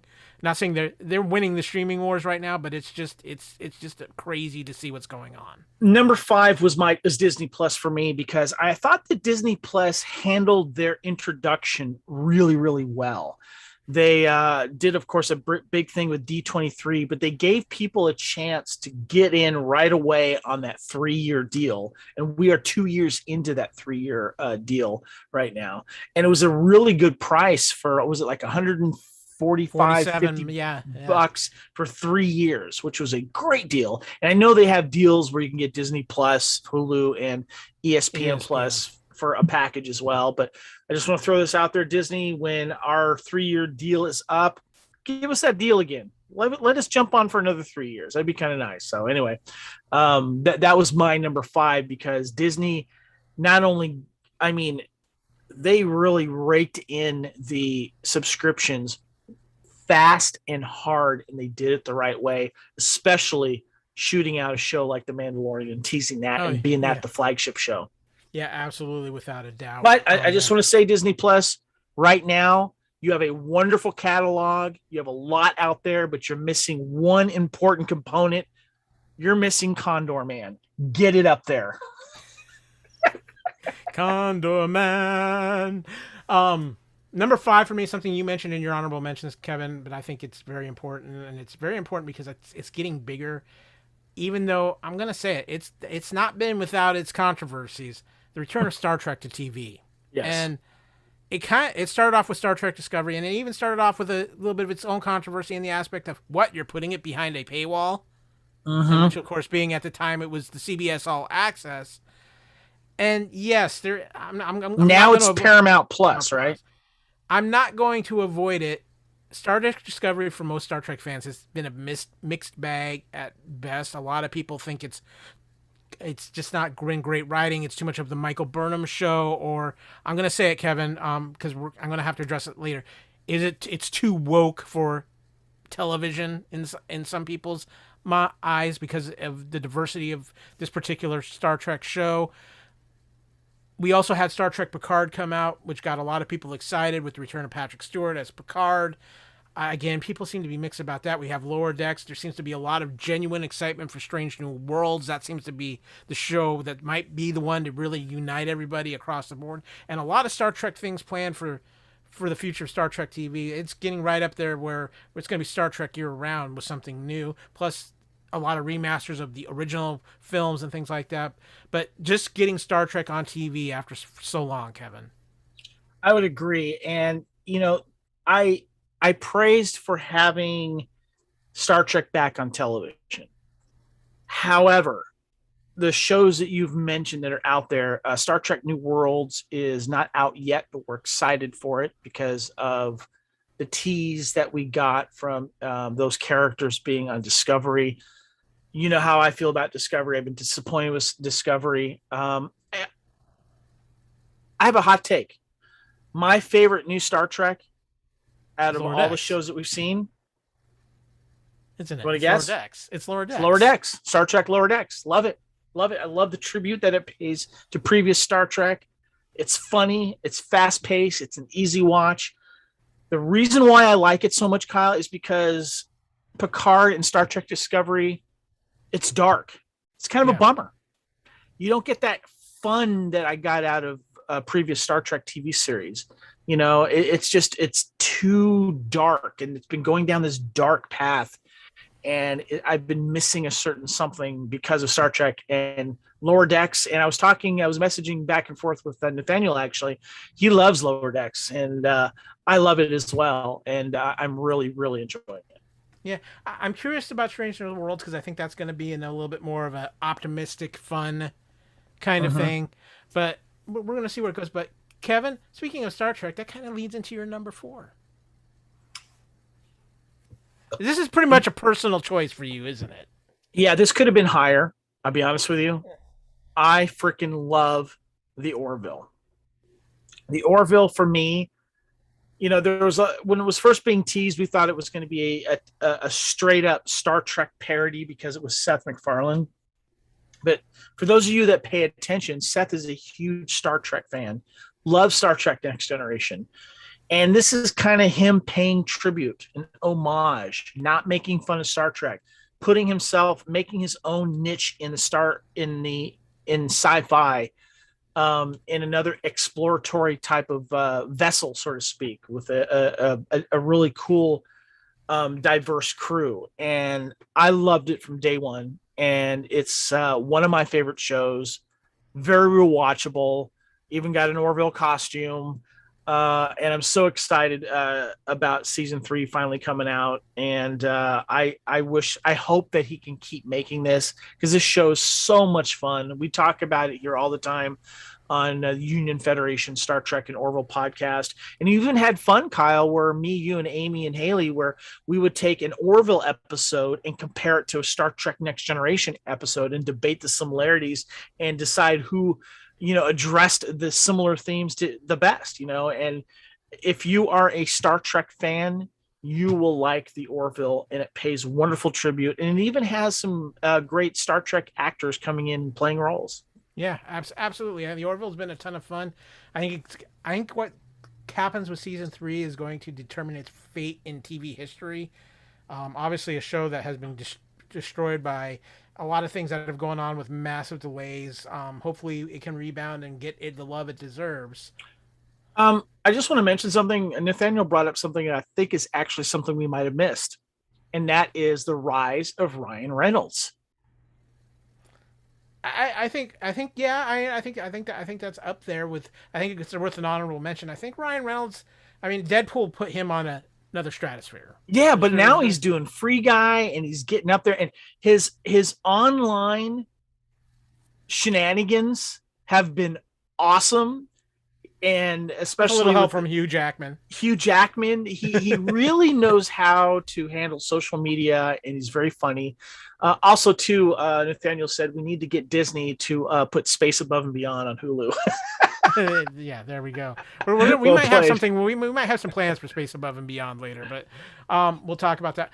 But Kevin, you were talking about the Orville. That leads into my number 4, because it was one of the shows that was greatly affected by the thing that has affected fandom, I think, more than anything in the last 5 years, and that's COVID-19. COVID-19 has done a number on fandom, not only with show delays and all the havoc it's right there, but also conventions. I mean, just canceled conventions for a year, even conventions that are coming back. They're not the same. They're under all these strict rules. You see people's pictures up on social media right now they're at a convention, and there's a piece of plexiglass between them and the star that they're getting a picture with. COVID-19, Kevin, I mean, it made things tough for a while. COVID-19 gave the kick in the butt to streaming and how people were going to eventually start partaking in their movies and TV series. Was a lot more at home and not having to go to the movie theaters, still having to pay for it. And I think COVID-19 in a way accelerated what was eventually going to happen. Yeah, I do think that too. I think COVID-19 has changed how we will absorb our fandom going forward. I am a firm believer that the movie theaters are not going to go away, but the experience of movie theaters and what kind of films we see in the movie theaters is going to change drastically. Yeah. Also, too, I think Nathaniel brought up something interesting as well. I think the reason why Orville hit a certain chord with people is because it was fun, and it came out at the same time season 1 Star Trek Discovery did, And what people wanted from Star Trek Discovery didn't get, they got from the Orville. Yeah, I know. I think that's a very fair comparison. Kevin, I kind of mentioned this in my honorable mentions, but number 3, you even though it's technically outside of the box, but it's boomed during the time of Culture Clash, and I know you take personal responsibility for that. It's John Wick. John Wick came out in 2014. We're talking about the last 5 years, but let's be honest. Okay, I'm going to take complete credit again for John Wick and it now being the forefront of fandom and of action films. I was the only one in the theater at the time when John Wick came out. I told everyone to go see John Wick. A lot of people said, no. Then they eventually saw it on video, which came out, either at the end of 2014 or people finally got around to seeing it in 2015. Then it took off because people listened to me. I was the only one talking about it. I brought it up. Kyle, wake up. I'm paying attention. I'm listening to you. I take full credit for John Wick being a thing now, and then John Wick 2, now John Wick 3, now we're going to get John Wick 4. But the best thing about John Wick is this was also one of the reasons why Keanu Reeves started making this renaissance, one of the reasons, but it also defined the way people now take action and the way that it told a story through action in a realistic way. And one of the best action heroes of all time. Love me some John Wick. Thank you, Chad Stahelski, who is now going to be doing the Highlander reboot.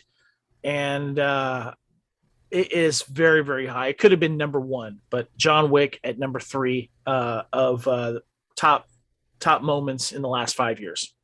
Of course, what Kevin doesn't know is the letter I'm sitting here with, that for him taking all the credit for the success of John Wick, not giving any to Keanu at all or anything like that. I want to know why I got a letter from the Continental that says you've been excommunicated.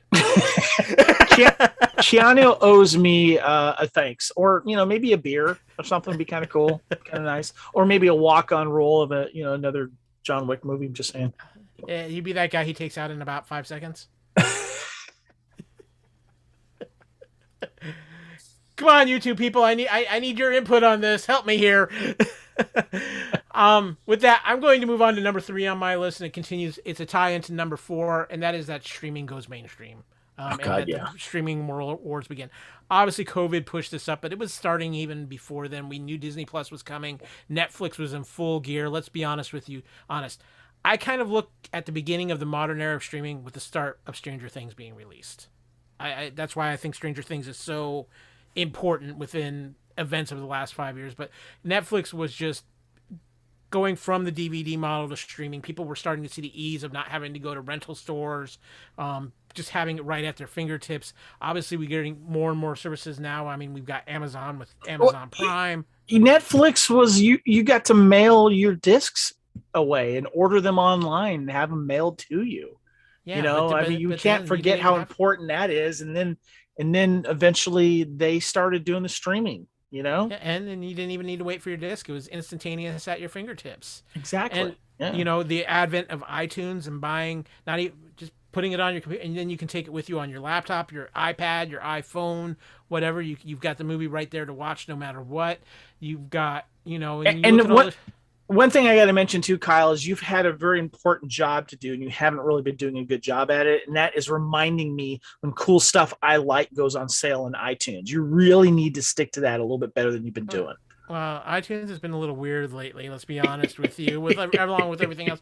But you also look at it. Look at some of the free apps we're getting now, like Tubi or Pluto TV, and just the more. I tell you, Tubi has been a real gem. I freaking love Tubi because it's got a bunch of really weird, eclectic, hard to find stuff. A lot of great B movies you haven't seen, whether it's science fiction, horror. A lot of old TV series you couldn't find. Tubi has been wonderful. And let's be honest too. I mean, look at we have Apple TVs, we have Roku's, we have Fire Sticks, and we have smart TVs now that are coming with these streaming apps that you can download right onto the TV. You don't even have to switch devices. It's right there. And Sean Dempsey in the chat says, "I only watched John Wick because of Kevin." Boom! Thank you, Sean. You're of no help to me, Sean, but welcome to the chat. Glad to have you here. Okay, so that was my number three, Kevin. As far as the streaming wars going mainstream, any more thoughts on that? For yourself, because I know it's been a tough debate for you because of your love of physical media. But we've talked about, as much as you love physical media, you are seeing the handwriting on the wall. Oh God, yes, I'm totally all bought into streaming, and one of the things that one of the favorites lately has been HBO Max. Mm-hmm. Especially with the COVID stuff and them releasing stuff directly onto HBO Max, because I think they're going to be doing that with Dune. But also, as of late, Apple TV. I subscribe to Apple TV because of Ted Lasso and some other. And Ted Lasso is one of my favorite shows this year, And I'm bought into streaming, but I'm still holding on to these puppies behind me. I will say this puppies. For all you streaming fans out there, and I am one of them. I've been a champion for a long time of digital and streaming. There are still certain movies that are the theater experience, and Dune is one of those. Yeah, I will go see that in the theater, definitely. So, Kevin, I talked about this a little bit earlier, but I think our number twos kind of linked together here, opposite sides of the same coin, maybe. Here, the good and the bad, the yin and the yang. Huh? What do you mean the good and the bad? What you have for number two and what I have for number two. Oh, what do you have for number two? Okay, you go first. Okay, so we're going to flip it up here because Kevin and I both agree on number one, and we'll go into a deeper dive on that. My number two is the Star Wars sequel trilogy. You love it, you hate it, you're indifferent to it, whatever. It had everybody talking over these last 5 years. I'm not going to sit here. The people who love it, you have every right to love it, and I respect that. For me, I love Force Awakens. I was excited coming out of Force Awakens. Me too. We know how much Kevin loved Force Awakens, how many multiple times he saw Force Awakens. Saw it 30 times in the theater. Last Jedi, for some people, it was an absolute love. For some people, it was an absolute time to walk away from a franchise they'd loved for a very long time. And we saw the cracks in Lucasfilm. We saw what was going on with Disney and some of the chaos that was going on, whether it was with hiring of directors. I'm looking at you, Lord and Miller, and some other choices like Colin Trevorrow and some other people, Josh Trank. And then we, of course, had the final one, The Rise of Skywalker, which I think people are still not quite sure what happened there. For me personally, it's there. I don't know if it's something I'll revisit that often, but that's just me. Other people absolutely love it, and it's their favorite Star Wars. And you know what? All the more power to you. I think Star Wars got caught up in a changeover and plans that weren't exactly completely thought out the way they should have been. But again, that's my personal opinion, and I'm not going to begrudge anybody who loves these films because that's what it's about, loving your fandom, and I respect you for loving it. But Kevin, that brings you to your number two, and which I consider, I agree with you, is the good side. Hold on. I want a chance to rebuttal about your number two. Okay. It was important. No, I agree. And when I saw that you had put it at number two, the Star Wars sequel trilogy, to me, it wasn't even a question that I was going to put it on mine because I want to bury it. I want to honestly kind of forget about it. Because I can't go and rewatch it, and it's, I take it personally, it's tough. It's tough to let go of what could have been and what didn't happen. So I'm going to leave it at that. But number two for me, as you said earlier, Kyle, saved Star Wars, in my opinion. I agree with you as well. And that is The Mandalorian. But there's a couple little highlights in there I really have to point out to, because when it comes to certain moments in movies or television series, and you go, oh my God, and everyone is talking about it. Obviously, Luke Skywalker making the appearance at the end of season 2 was huge, and having Mark Hamill be part of that, huge. Making him the hero that we remember from Return of the Jedi, and being that person that my personal hero, and being that type of character, what we saw at the end, it was wonderful. However, with the acquisition of Star Wars by Disney and taking out all of the original books and not making them canon anymore, took away a lot of Star Wars that we were hoping that would stay canon.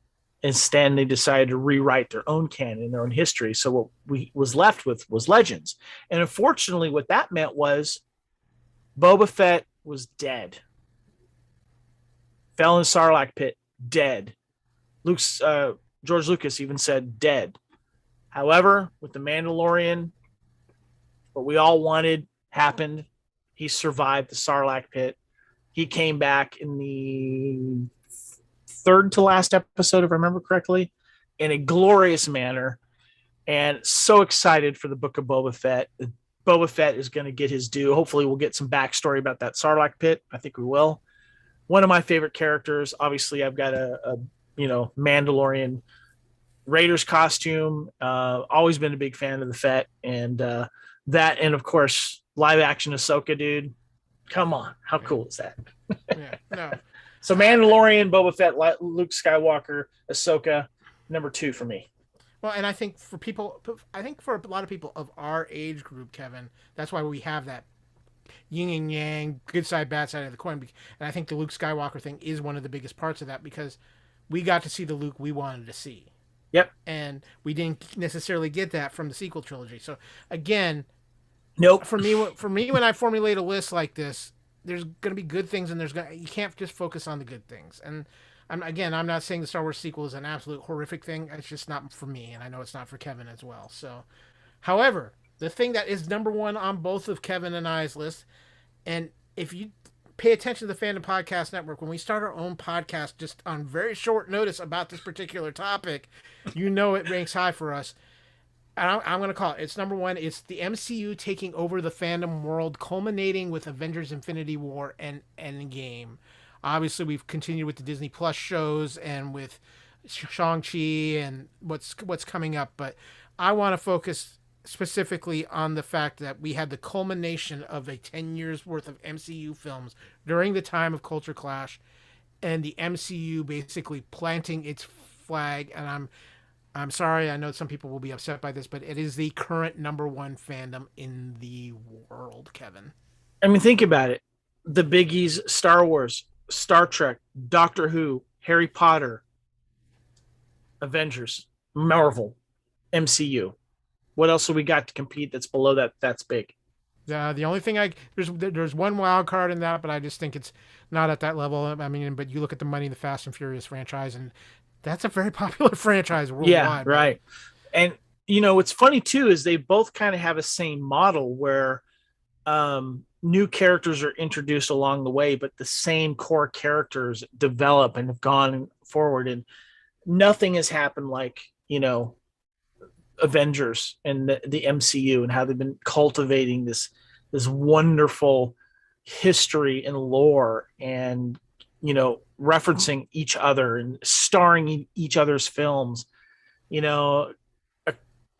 coming together for the ultimate end game, and seeing certain scenes that I've been wanting to see, you specifically, Kyle, because you've followed along with the comics. And we have our True Believers Marvel MCU podcast, and we've been obviously going over the recent films and the recent TV series, but we're going to go back and do a chronological rewatch of the entire MCU. But Avengers Endgame, dude, we had Avengers Infinity War and Endgame, and we got to see one of the most iconic scenes in cinematic history.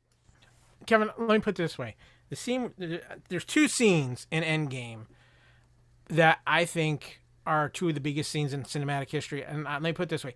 In fandom terms, I put these scenes as the biggest scenes in films since Darth Vader uttered the words, "Luke, I am your father."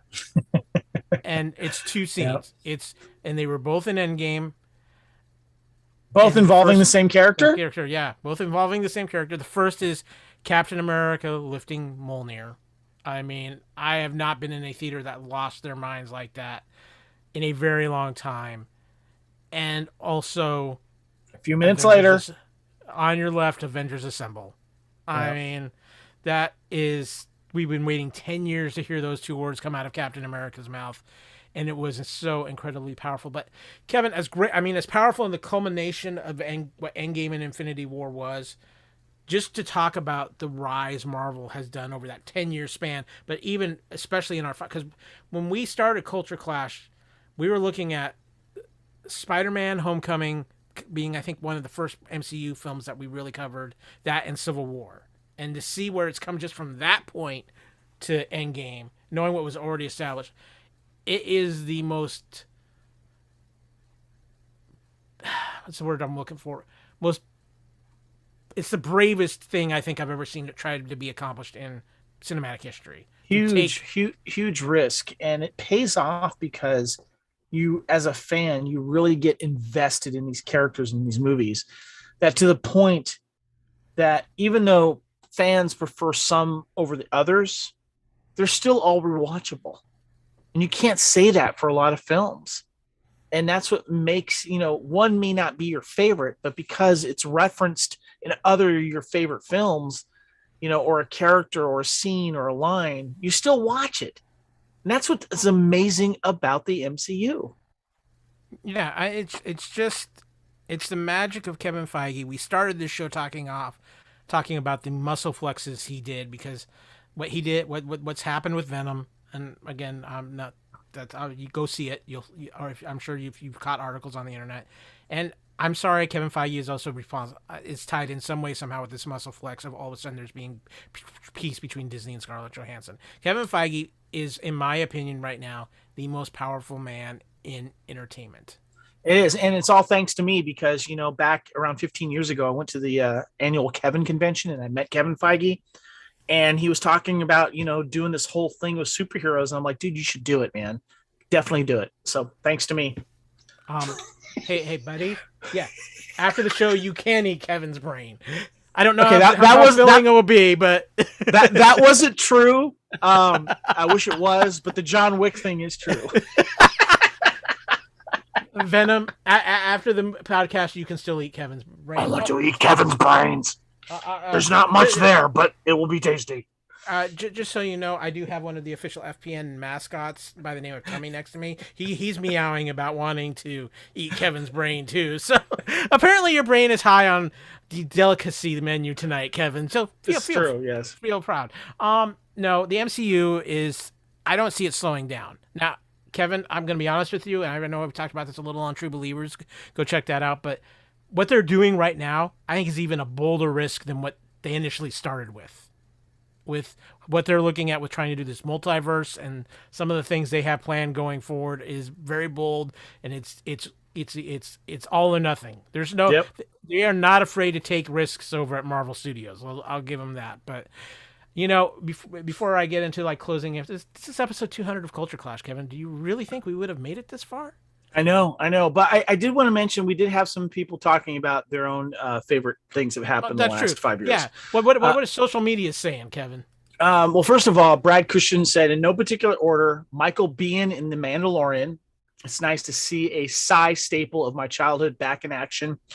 And the creation of Traveling Hunter of Tosk. Kevin, I give you credit for my inspiration. Josh Pemberton says, I loved it when we were wondering about Star Trek Picard and talking about going back to the Prime universe like Star Trek Picard. I'm looking forward to seasons 2 and 3. Nathaniel White said Lower Decks, easily the best of our Access Paramount Plus Trek, though my number one fandom for me is rebooting Babylon 5. He's really excited about that. And of course, John Michael, what's his name? Michael Straczynski. What's his name? Michael Straczynski. Yeah. Our buddy Dave Fielding says Disney Plus TV shows have to be right there. Marvel's fresh start brought me back to comics. I personally love the latest Marvel reboot. Love the Orville, fun stories, and something nerdy the wife actually enjoyed. And Norman said, 5 years? Where does the linear temporal progression go?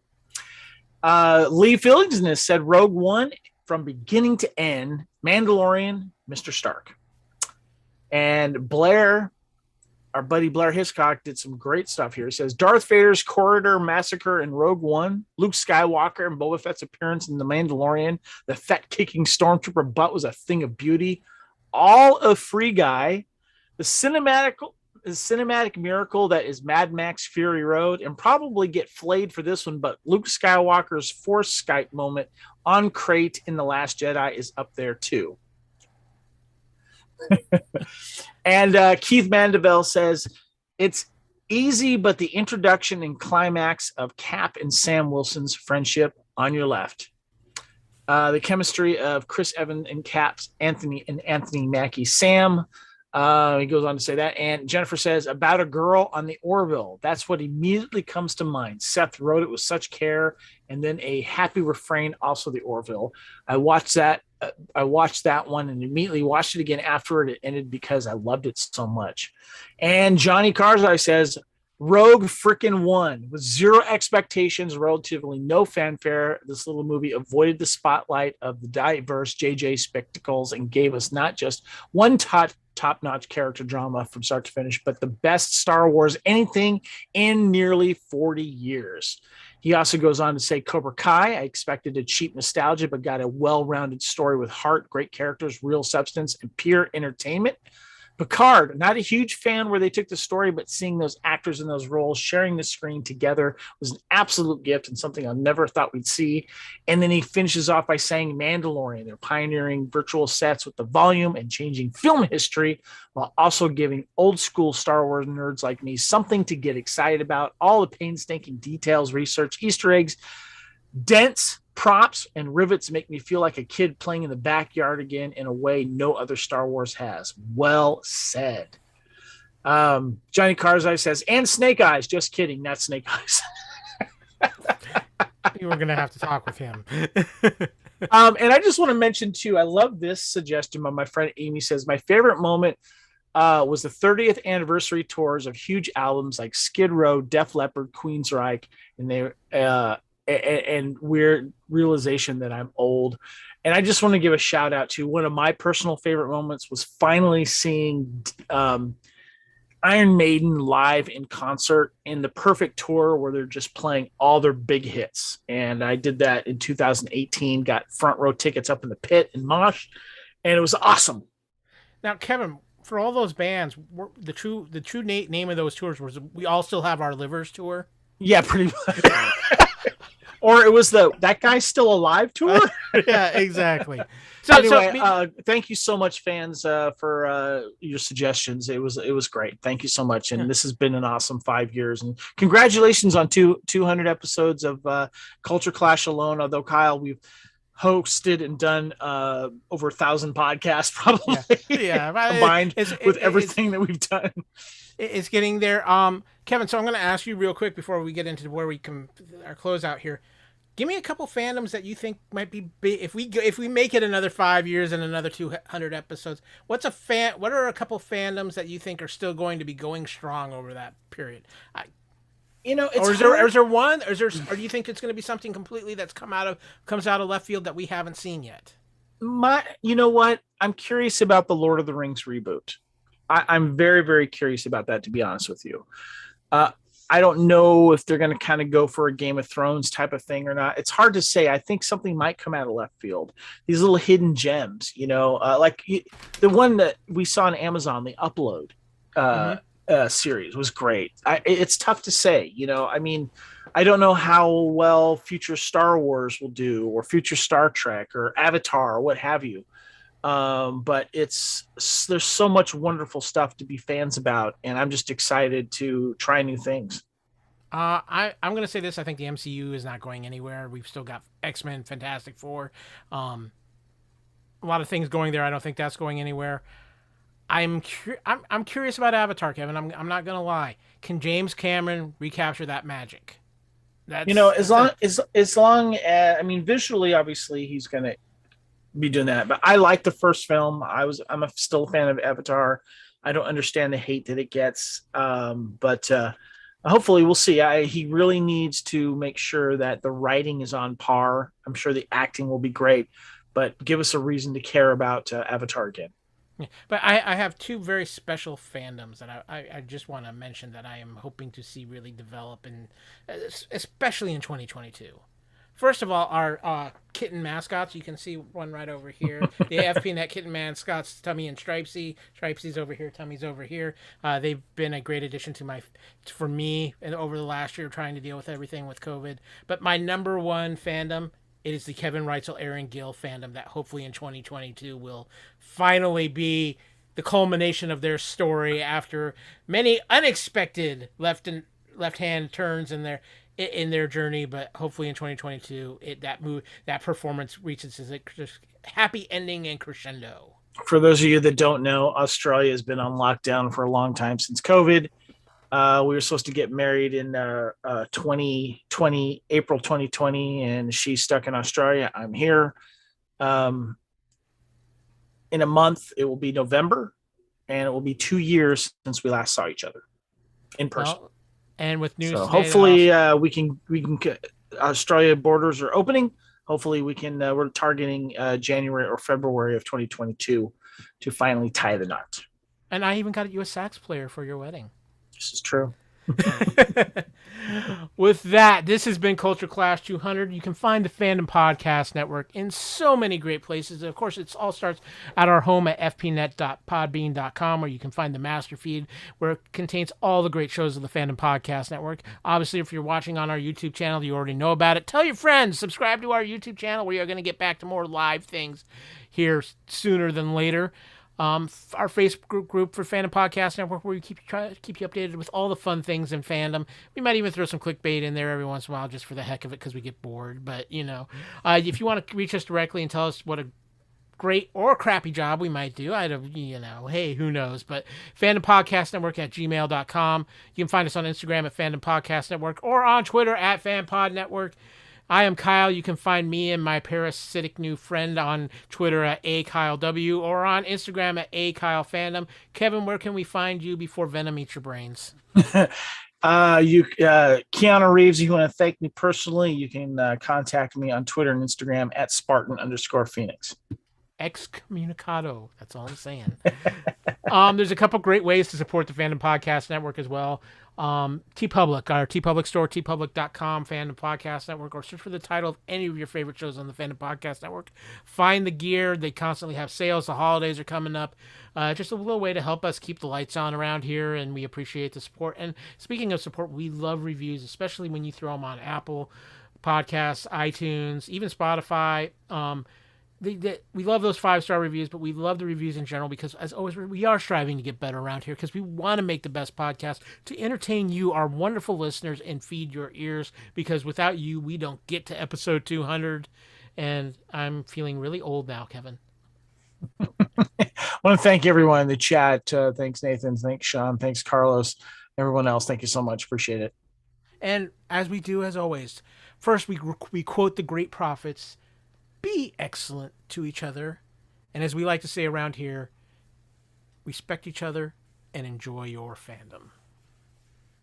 And with that, ladies and gentlemen, I will say this. Can't hear it.